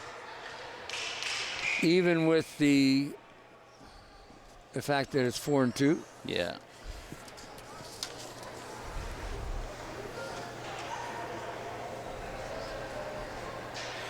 .452. I'm not sure what they're still discussing it. So it's 5-on-3 by the looks of it. Yeah, it'll be over in 10 seconds. So there's a shot by number 8, and that's Jacob Lastora. Then he's out. 5-on-3 now. 4. No, 5 on 4. Just one man. Okay. How are they?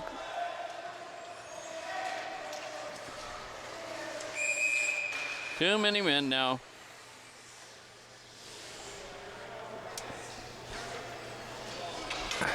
Now they're too many men. Now they're going to be. Now they're going to be 2 men short. One's got 4 minutes sitting in the box. How can you play 4-on-4? They offset them. They offset them. The first one's offset. Yeah. 4-on-3 hockey for the next minute and 36 seconds. Around the far side, number 98, Kerwin got over there, kept it in, fired it. Good stop. Oh, off the end of his stick, couldn't get it to the goal. He had a wide open corner. Passed it back out in front. These guys should use their points. There's a puck on its end, can't get Get it through. There's a shot again. Score! They got her. Frew got the goal.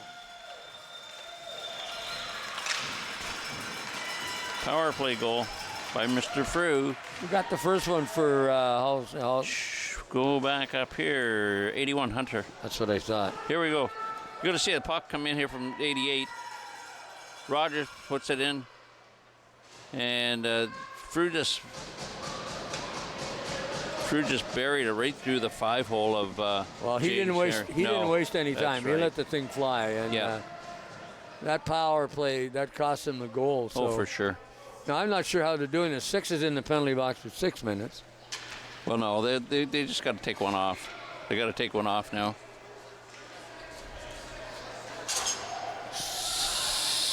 Which one did they take off? That one there. So you're down. They're man short for a 138 still. It's kind of interesting. I'm not sure how they do this anymore in minor hockey. To me, it's if he's got a 4 on. I always thought it was the other way. Was you got 4, you sat. Well, they put an extra man in the box. 2-2 tie. 3 minutes and 55 seconds remaining here in the second period.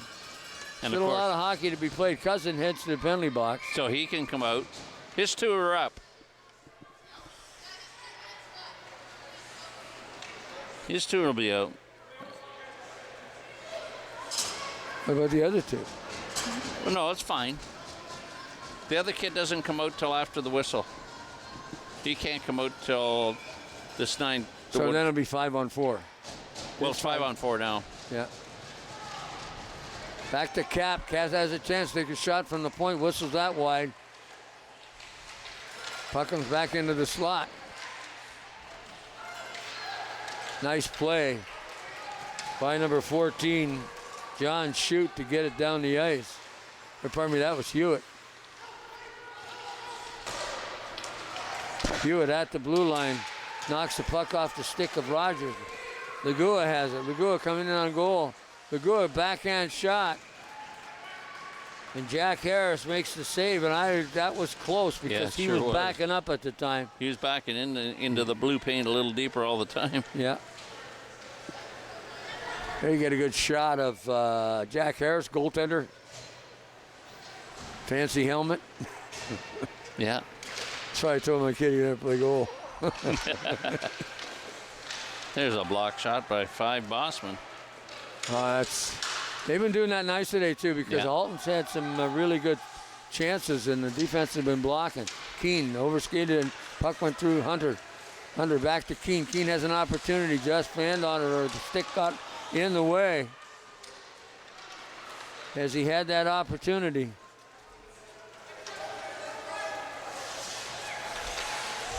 Keene touches that puck again, and of course we spoke about Ted Keene in the beginning of the game, and Ted Keene is his grandson, and and Adam is on the bench for Halton, so it's kind of a homecoming of sorts, and glad to have them back. Of course, I think Adam played a few games in this arena. Halton brings up a nice little touch pass for himself. Couldn't get up there. Hunter after it. Picking it up as McCutcheon. McCutcheon in behind his own goal. Passes up along the wing.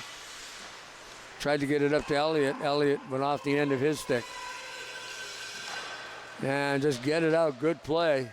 Penalties they're all about 5-on-5. The only one kid sitting in the box. Got to wait for the whistle now so he can go back to the bench. Number 6, McCutcheon. I didn't see the call to the head, but that's pretty serious when you get a 4-minute minor. Yeah. So there's a shot that was behind the net, but deflected call at the blue line. Drives it towards the net, knocked down in front by Elliott. I believe that's Elliott. Nope, McCutcheon. McCutcheon's in the box. That's Bossman. You're right. Coleman Bossman. Have to go get new glasses, I guess. Some interference there and no call.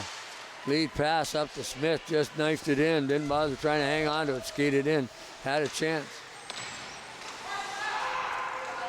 Aggressive forecheck by the attack. That time didn't come up with the biscuit, so here comes Frew, the last goal scorer. Frew in on goal, a little dump pass into the slot area. He just slides right on through.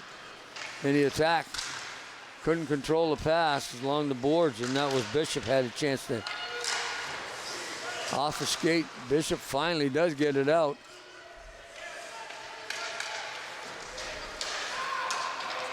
Bishop just gets across the blue line as the exchange got made. And the player coming off the bench got across the blue line. That's where that door is, right on the line. So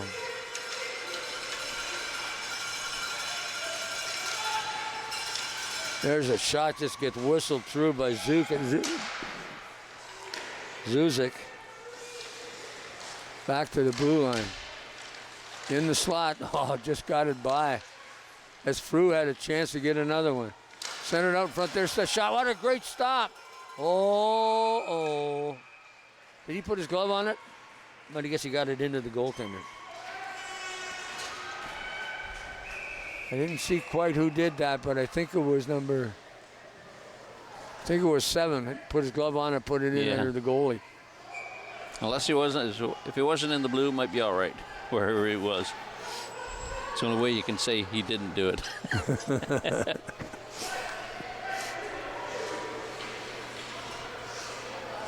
Face off to the right. Both teams 5-on-5, couple penalties, couple power play goals. Yep. This period. That's that period over. There's the horn. Halton Hills Thunder 2, Owen Sound Junior attack.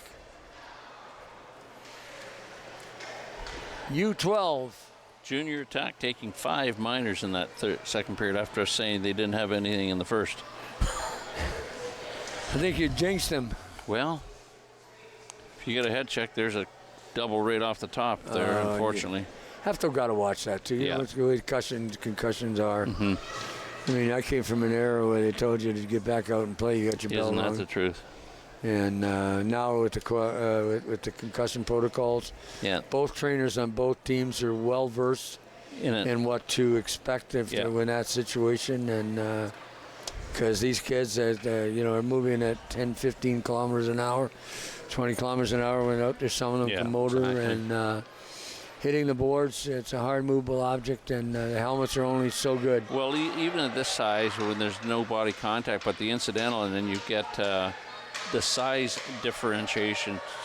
Like you talked about the young Naylor kid here, and you look at a guy like Salazzo who's a little bit smaller on the ice, and those two guys run into each other. It's Caden Bishop's a big player too. Yeah. And the Hewitt kid. You'd almost think those kids live near a nuclear plant. Amazing sizes, and you were talking about goaltenders before too. Some of the goaltenders playing the OHL, how tall they are. When they kneel down, they're as tall as these guys here. There it is. Number 3, Mason Salazzo got the loose puck in the slot area. Actually, it was Swigger again. Twigger. For a second of the game. I thought it was we're going to have a look. Make sure. There's a shot. Smith fires the puck in here, but there you see Swigger out front. There's Salazzo. He gets that one shot. Oh, Salazzo going to get an assist on that. And so will the other one. Twigger. Smith. Yeah, you're right. I thought it was Salazzo that put it away. So that's Evil Life Legal up here. Steve, he just figured it out before I did. That's why it takes 2 of us up here. 3-2 early here in the third period. The attack get a goal Jay by Twigger, and Salazzo picking up an assist. And now, at least from up here, I don't know whether they'll get it on the score sheet or not, but it certainly will give it to him. And Reed Smith had the shot on net to begin with, or the shot in. But they're going to have to stay out of the penalty box if they want to beat this team. Exactly. Long lead pass, got some room. In on goal, number 8, Blastora. Nice defensive play as the puck was knocked away as he just started to turn the corner into the skates. There's a shot by Hewitt that hit a stick and was just floating towards Price. And boy, that kid just got a great glove hand, and it's a good future for James Price in playing some hockey down in Halton Hills. What he does after he's 16, I have no idea. Puck comes right in to the corner and almost right in on goal. Try to get control of it. Try to see that number. Smith just knifes it back inside. That was shoot at the blue line, trying to keep it in. In front, and then Halton brings it out far side. Winger not moving though, because you can catch him. That's Keene. Chasing it in after is number 5, Cohen Bossman.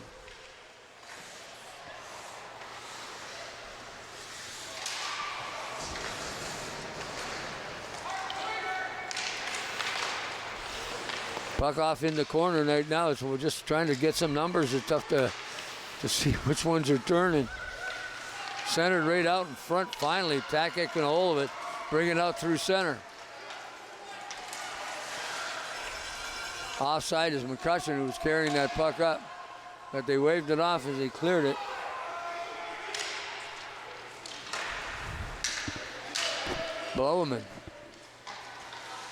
Bossman, pardon me. Hunter just fires it down. Bossman in the corner, dumps it off the boards. Pass back across. Up to number 6, McCutcheon. McCutcheon can't get it out and it just slides back in. Harris just knocked it into the corner. That's the safest place. Up along the wall, and that's Smith, and he just dumps it in. Comes back out the other side. Boy, there'd been a winger. Bayshore bounce. Off the crossbar. Reed Smith. He was in so close and went off the goalie. I think we've seen some funny goals today. Puck gets slammed into the corner. Frew. It's on his stick now. Frew has it along the right wing. Back checking, and we're going to get an offside. Yep.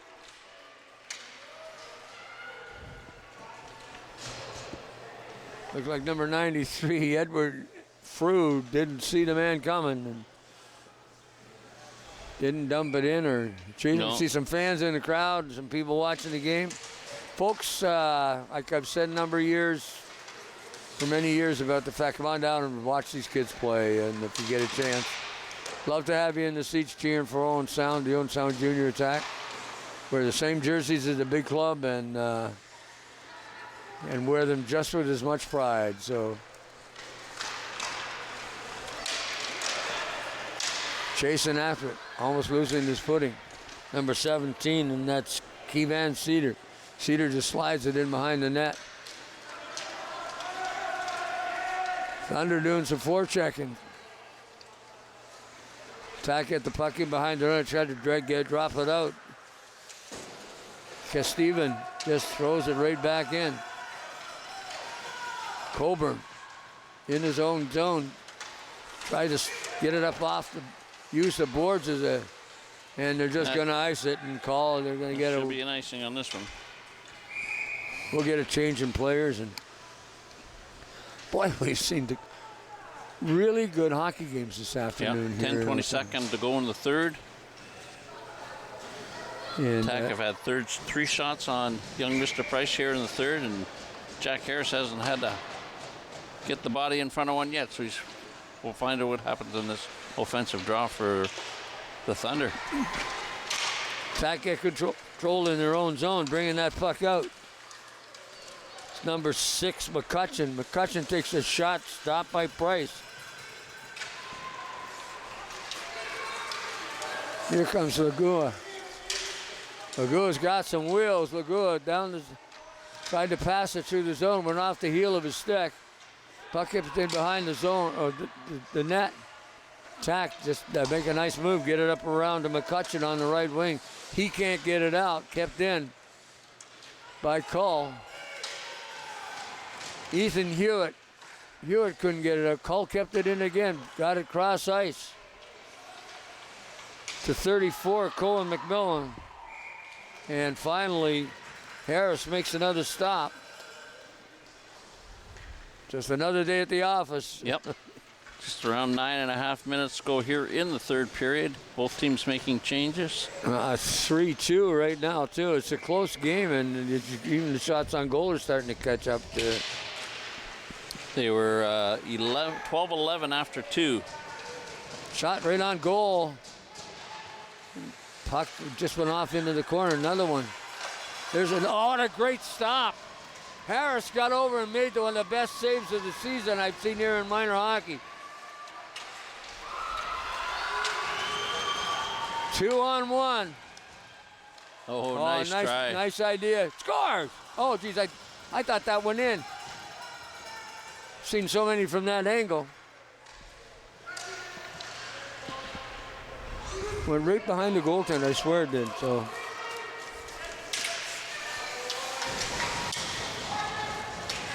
Salazzo on to Smith. Smith takes the shot. Price makes the save. Whoa, Naylor. He's just so much bigger than that kid. There's going to be a penalty on that. No, he's not calling anything yet.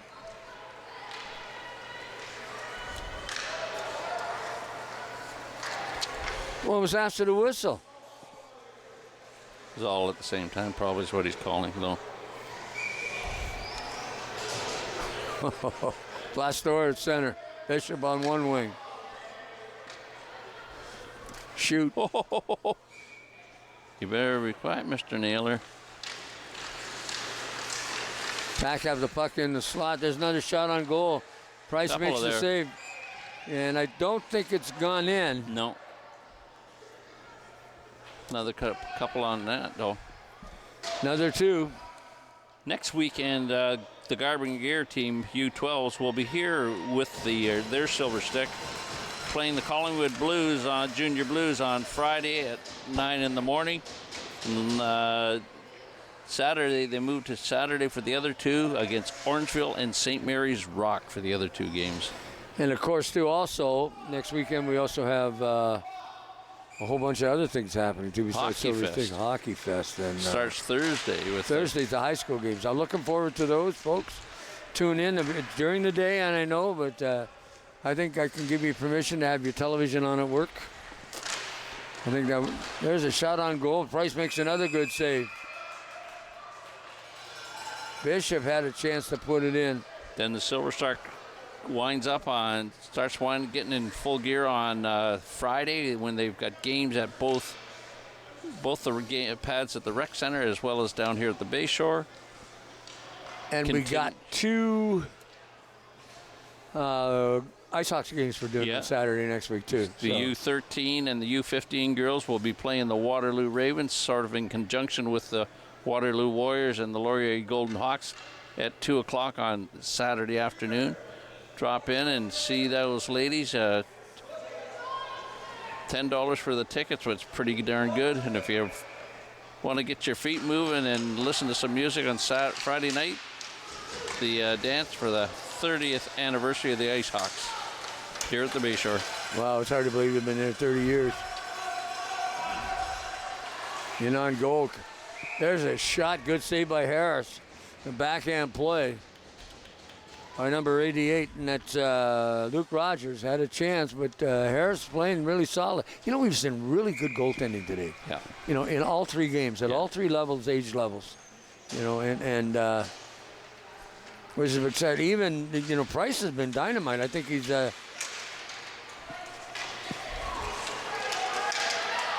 Attack can't let up off the gas pedal because they're going to sit back. Halton's going to tie this game. Lagua to Milliken. Back to Lagua. Couldn't catch up to it. Comes back. Nice play back to the point. Back into the corner. Wide open Lagua. Good recover. Loose puck into the goal crease. And Harris makes the save. Gladwell put the puck back to his goaltender, and I don't think it was intentional. I don't think so either. It was off his skate. Yeah. That's being alert, though. Jack Harris is doing the job at in Owen Sound. U12 team, Halton Hills Thunder, Owen Sound Junior Attack. Nice play at the faceoff to knock that puck out to the point, winning the draw. Attack coming through center.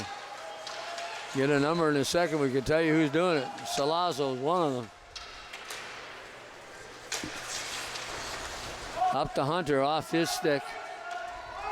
And Jackson, number 9, Jackson.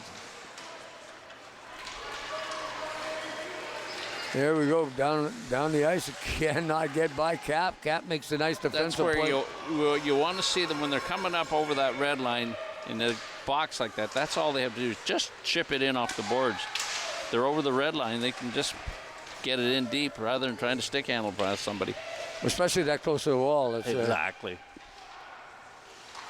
Right in front. Oh, picking up a loose puck is a chance for number 10. Easton Keene had a chance to put one away, but it didn't quite get through. Keene, the grandson of Ted Keene, who supported minor hockey here in Owen Sound for many years, and we were extremely... Oh, now we're getting a penalty. Owen Sound. Interference. We're extremely pleased to have Ted on board with minor hockey for so many years, and he's missed. Tavia Jackson going off for the interference call. Jackson in the penalty box. And this is not what you wanted this late in the game with Maggio at center. Call on 1 point. Kirsten. Mr. Jackson's talking to the official.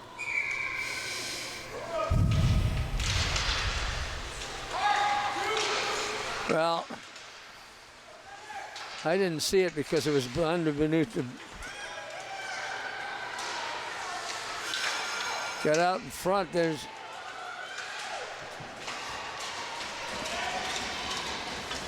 Frew. Put it right on the stick of Blastor, and that's not one of the kids you want to give the puck to. No. Frew in behind the goal. Has a goal this afternoon.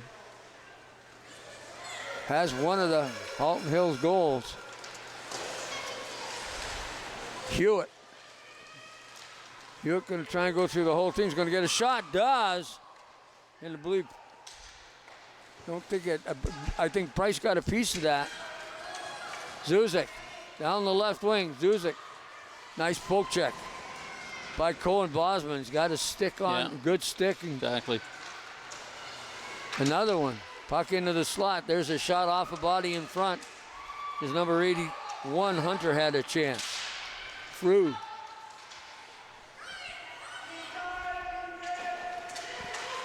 Frew is 93. I thought it was 83, so I was wondering. Maggio off a body.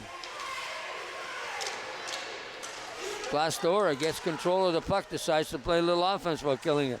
Off the glove of Price. First time I've seen him miss one today. Exactly. Only 30 seconds left in the penalty to Jackson. Puck gets dumped off into the corner. Chasing after it, Zuzik. Zuzik gets a stick on it, but has it taken away by the attack player. That was number 14, John Shute. He's had a good game back there on the point today too, so playing defense. Lagua.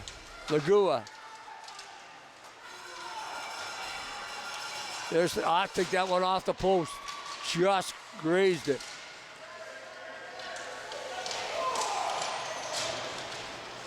Playing in the corner, killed the penalty off. 4:09 remaining. Tack up 3-2.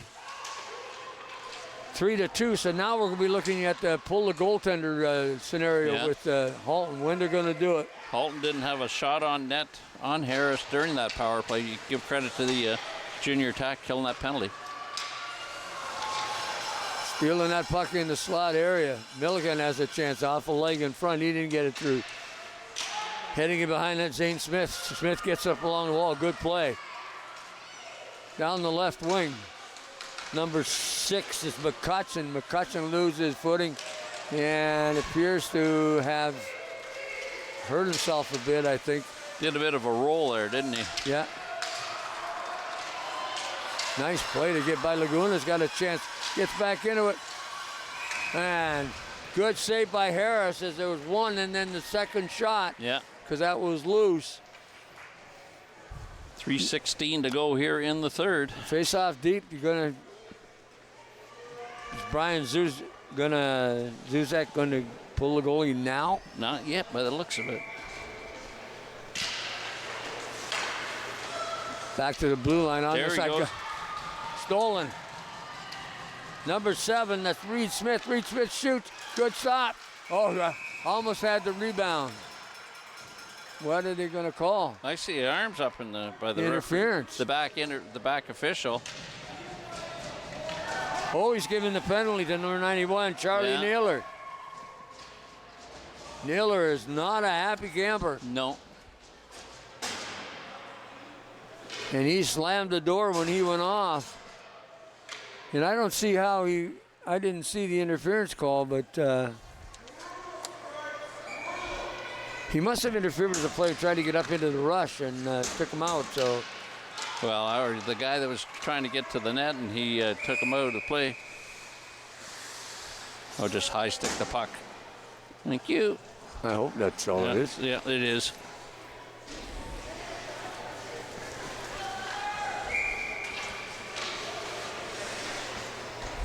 Cousins out on the point, along with Cap. Then the puck stolen again. This is Reed Smith. Smith has a chance.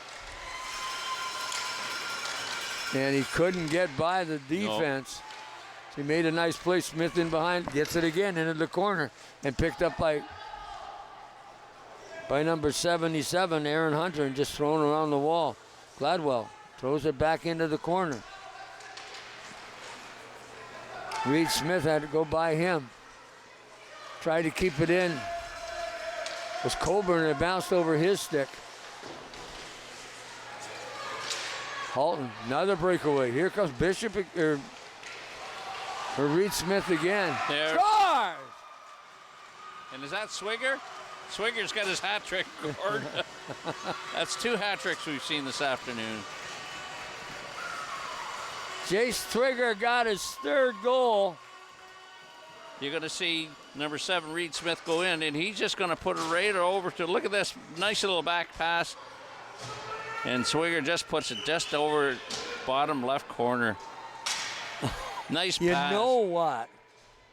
The pass was what made that goal. Exactly. And how he managed to keep his feet and turn it and literally make the back pass, put it right on the blade, put it right in the goal. Those are the kind of goals that you don't have if somebody doesn't make that play to get it to you. And so I'm telling you, that was an excellent pass, excellent play. Time winding down, 1:42. I was wondering if they're still going to pull the goalie, but kept in. Nice play at the blue line. Hewitt. By Hewitt. Oh, off the crossbar. Did he rip that thing? Did he ever rip it? Off the crossbar it was. Except you didn't hear it like you would normally. No. I thought Price got a piece of it.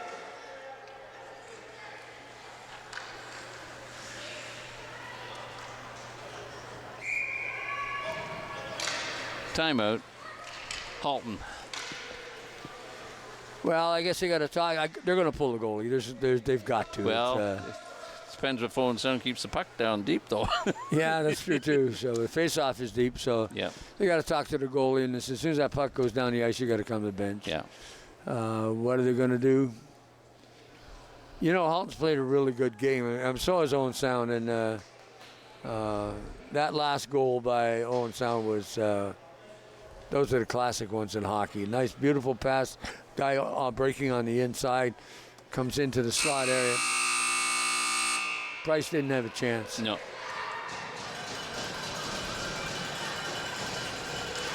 Didn't have a chance, but Price has kept him in this game. Owen Sound's had some really good scoring opportunities, and he's made some good saves. First period, it was mostly all the soft shots, but they've really picked the game up. Here come the Halton out. Here comes the goalie. He's out. Right in front to Keene. There's the shot. Good stop by Harris as Keene had an opportunity. Yeah. But he was a little deep. Little deep, you're right. So 1:17 to go here in the third. Halton has pulled the goaltender. That would have made for a really interesting scenario. Yeah. If they had got that goal, because then you've got Hunter at center, Frew, Keene, Kerwin, Cap. Loose puck around this side, trying to get control of it, try to keep it in, can't. Cap then loses it. Puck slapped up through center.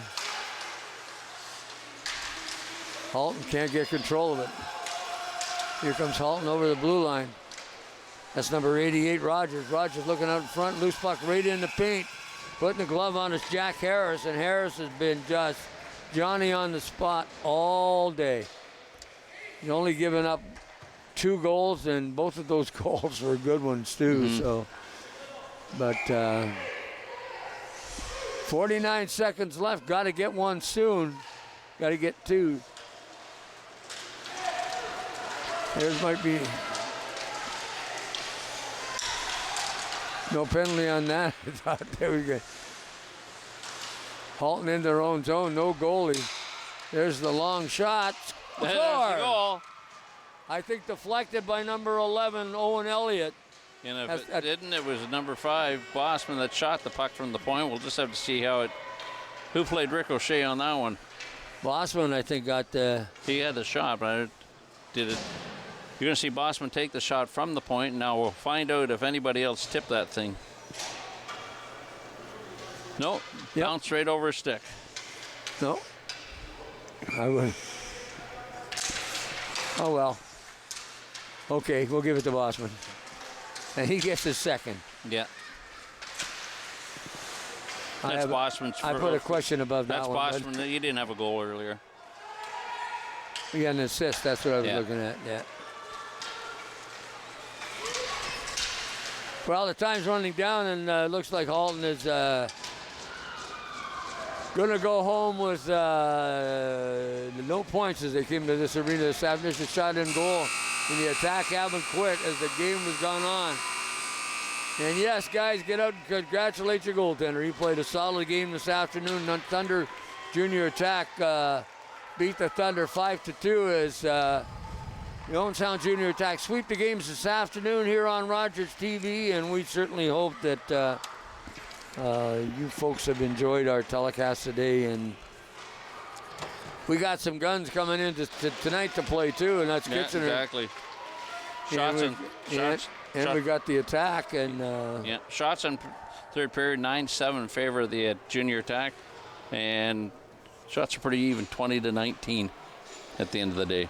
Well, 20-19, yeah, that's pretty true. But we had there's a lot of scoring opportunities, and defenses on both teams played pretty well in blocking the shots, being positional and blocking the lanes. So the goaltenders come up with some really good saves too. An opportunistic kid was Jace Twigger.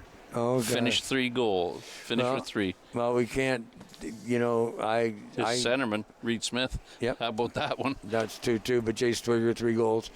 Johnny on the spot earned them. Yeah, exactly. Yep. The last one was a pretty one. That was the one, the most beautiful goal. So I would say he's player of the game. Absolutely. Yeah. Absolutely. Yeah. So the question is, who do we choose player of the game for Hills Thunder? Price played well in that for them. I mean, they let him down a bit. Jonathan Hunter had a goal, as did Charlie Naylor. No, Naylor did not. I'm sorry. Edward Frew had a power play goal for them. Sure. Actually, to tell you the truth, I think James Price probably, to me, would be the player that gives a goaltender. The attack had more opportunities to score, better scoring chances. Yes. And when, even though he gave up 4 goals, I still think he was part of the reason why the score was 4-2. Yep. Player of the game for the Halton Hills Thunder U2 team was goaltender James Price. And all the best to both those teams. Silver Stick coming up in the next little while. Of course, Owen Sound will be playing next weekend. I'm not sure whether Halton's involved in Silver Stick or not. Yeah. And but we've got a host of things on television next week. We've got the finals for Silver Stick next Sunday afternoon. We've got the girls' games we're doing on Saturday morning. The Santa Claus parade in the evening. We've got high school hockey on Thursday, and more hockey and there's also kind of clinics and stuff being put on by the University of Waterloo on Friday afternoon and Friday during the day. School visits, and there's all kinds. This hockey fest is a good thing that's happening in this town this time of year. Yep. I find it early this year, but I guess on some level it was the same weekend last year. Same weekend last year. Yeah. So what we got to do is not have it on the Santa Claus parade weekend. But anyway, folks, we really enjoyed bringing you this telecast this afternoon. Steve and I are going to be here on Thursday, so if you want to tune in, first game is at 10:30. There's a girls' game, and I think 2 hours later we're looking at boys game. At the boys' game from the two high schools are going to lock horns and in a good hockey game, and then all week long there's things going on. Participate, come on out and watch the university game. You'll see some of the best women play hockey here in Owen Sound. If you can't watch it on Rogers, come to the game. I think I'm going to try and get into the game on see if I can get in free, but I doubt that'll happen. I'll have to pay. But anyway, we will definitely have things for you next weekend. Yep. So, on behalf of Steve Murley, I'm Gord Chapman. We thank you so much for inviting us into your living rooms this afternoon. And for those folks that are streaming, thank you so much. We really appreciate it. Anyway, you have a great afternoon here from Rogers TV.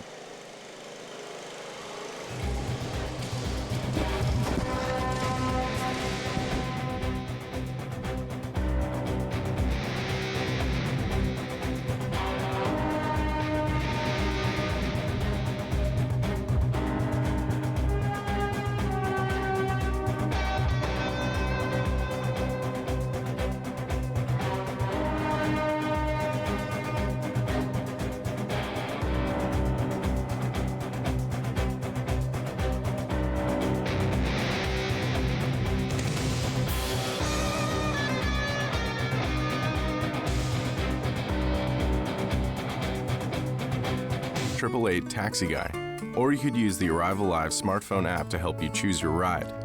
Be it a friend, transit, or taxi, getting home safely is app easy. Now available for iOS and Android devices. Visit arrivallive.org to find out more. Arrival Live, drive sober. These days at your local Legion, we're marching to the beat of a different drum. On a mission to support veterans, to have fun, and to welcome everyone to our ranks. You don't have to be a veteran to join the Legion. And as a member, you'll join thousands of others serving our veterans, our communities, and our country. Oh yeah, and our Member Perks program will save you thousands on shopping, dining, products, and services across the country. Join us at legion.ca. Sports is life. It's clear-cut.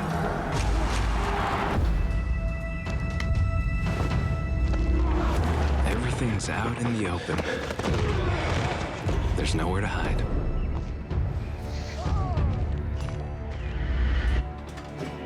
I had to prove myself more than anyone else.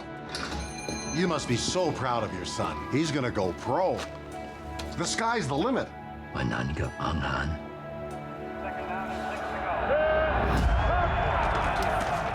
There's always a winner and a loser.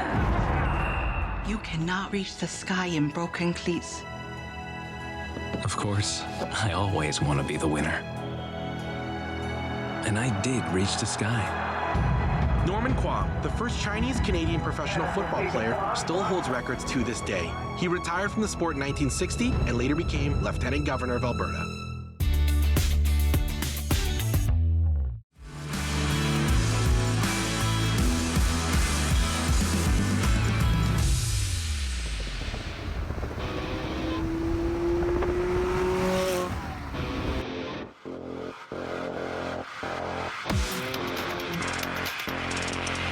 It's a 2020 McLaren 600 LT.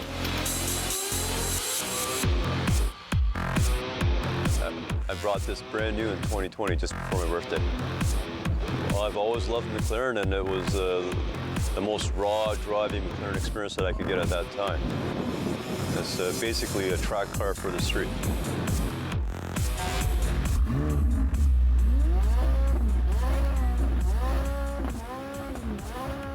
This one's now heavily modified. We have downpipe stage 2 tune, turbos, so it's pushing 800 horsepower right now. It comes stock 600.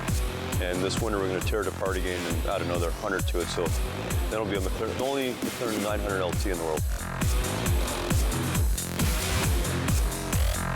My first car that I bought was a 1999 Mercedes SLK.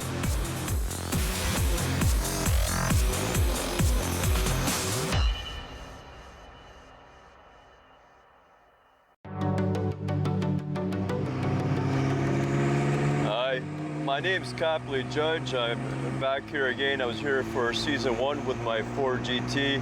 I'm back here today in my McLaren 600 LT. McLaren, the brand, is actually represents my favorite car that I think that was ever made, is the McLaren F1. So when I had the opportunity to get this car, which is basically a street legal version of a racing car made by McLaren, I jumped at it. This is a 2020 600 LT. I got it brand new. The car is designed, as you can hear, it's very raw. It's designed to be very lightweight. They've painstakingly reduced weight wherever they can, even take a millimeter off the windshield to save 7 pounds, so that's how extreme they've been. And as far as McLaren cars go, next to the F1, this is the most raw racing driving experience that you can get. My first car that I bought was a Mercedes, 99 Mercedes SLK. I got it just a year after I graduated university engineering. And I've always loved cars. I've always had an affinity for, engineering and design, and I like things that are really well made and that make sense. And that's why I fell in love with McLaren. Gordon Murray designed the F1, and that was a revolutionary car. And this is designed in the same spirit. Funny enough, when I bought my first car, I just looked like a kid, and I walked into the showroom. They wouldn't even talk to me because they didn't think I was serious. And so finally, a salesperson came up to me, an older gentleman named John, and he said, "Well, what am I doing there?" I said, "Listen, I need a car." And I always liked sports cars, and back then the SLK was this revolutionary 2-seater convertible sports car that Mercedes had just come out with, and I loved the design, and that was the first car I bought. I've bought other cars after that. I've had other Mercedes, Lamborghinis, and all of that, but the McLaren, this McLaren is, I think it's as good as the cars you can get. It's basically the same performance as a hypercar, but in a sports car that you can daily drive.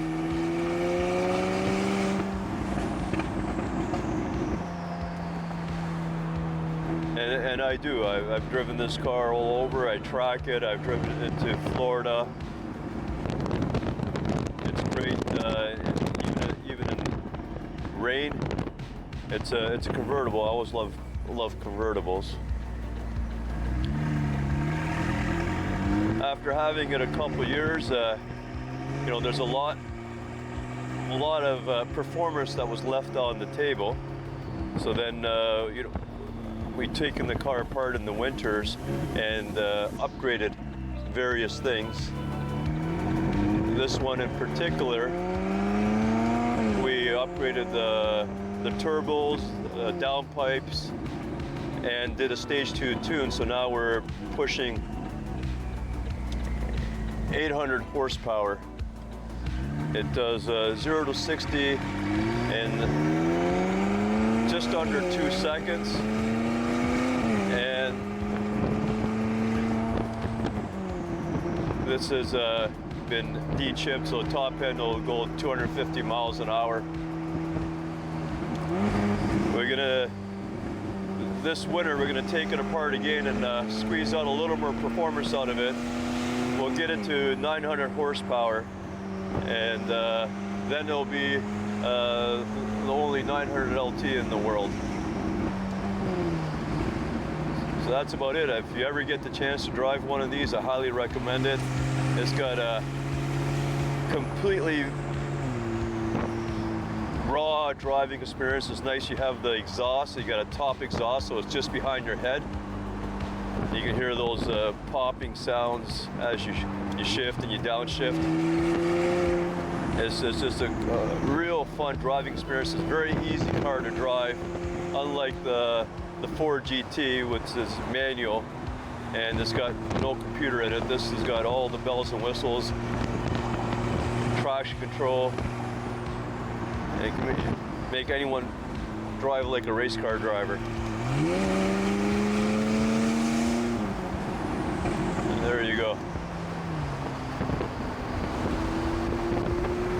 I love the long tail versions of the McLaren so much because that's every few years they make a long tail version, which is a special version, limited edition of the cars, where the factory makes like a very special car that is a track version of one of their cars. So I like this one so much. I got the 765 long tail. Keep that one down in Florida. But this one is still my favorite driving experience because I just find it a lot more raw, a lot more visceral experience. My favorite car that I will get after this one is made by Gordon Murray. So it's taken everything that he's had and learned from the first F1, and he's made the Gordon Murray T50 and T33. So it would be the spiritual successor to the McLaren F1, and I mean that car is a masterpiece, a work of art, and a beast. It has an engine that revs at 12,000 RPM, fully mechanical design. And so that is my new dream car that I'd like to get after that. But I recommend, if you ever get the chance to drive one of these, and you like sports cars, you like race cars, I totally recommend you get the opportunity, if you can, to even do a track day with a 600 LT. It's a lot of fun. This is next to the Ford GT. This is my favorite car to drive, and I ideally drive this car too. You know, it's very practical. You know, I can put a toolbox in here. I've actually even picked up a flat screen TV in this, popped the roof, and drove it home. So it's a pretty practical supercar. It's got a huge trunk as far as supercars go, and it's a lot of fun to drive.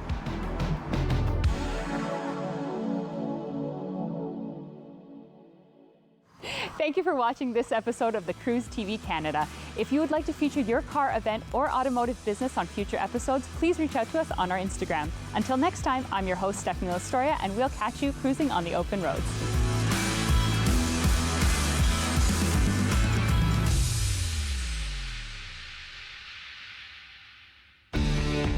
Connect with us by visiting our website or email us at comments@rogerstv.com.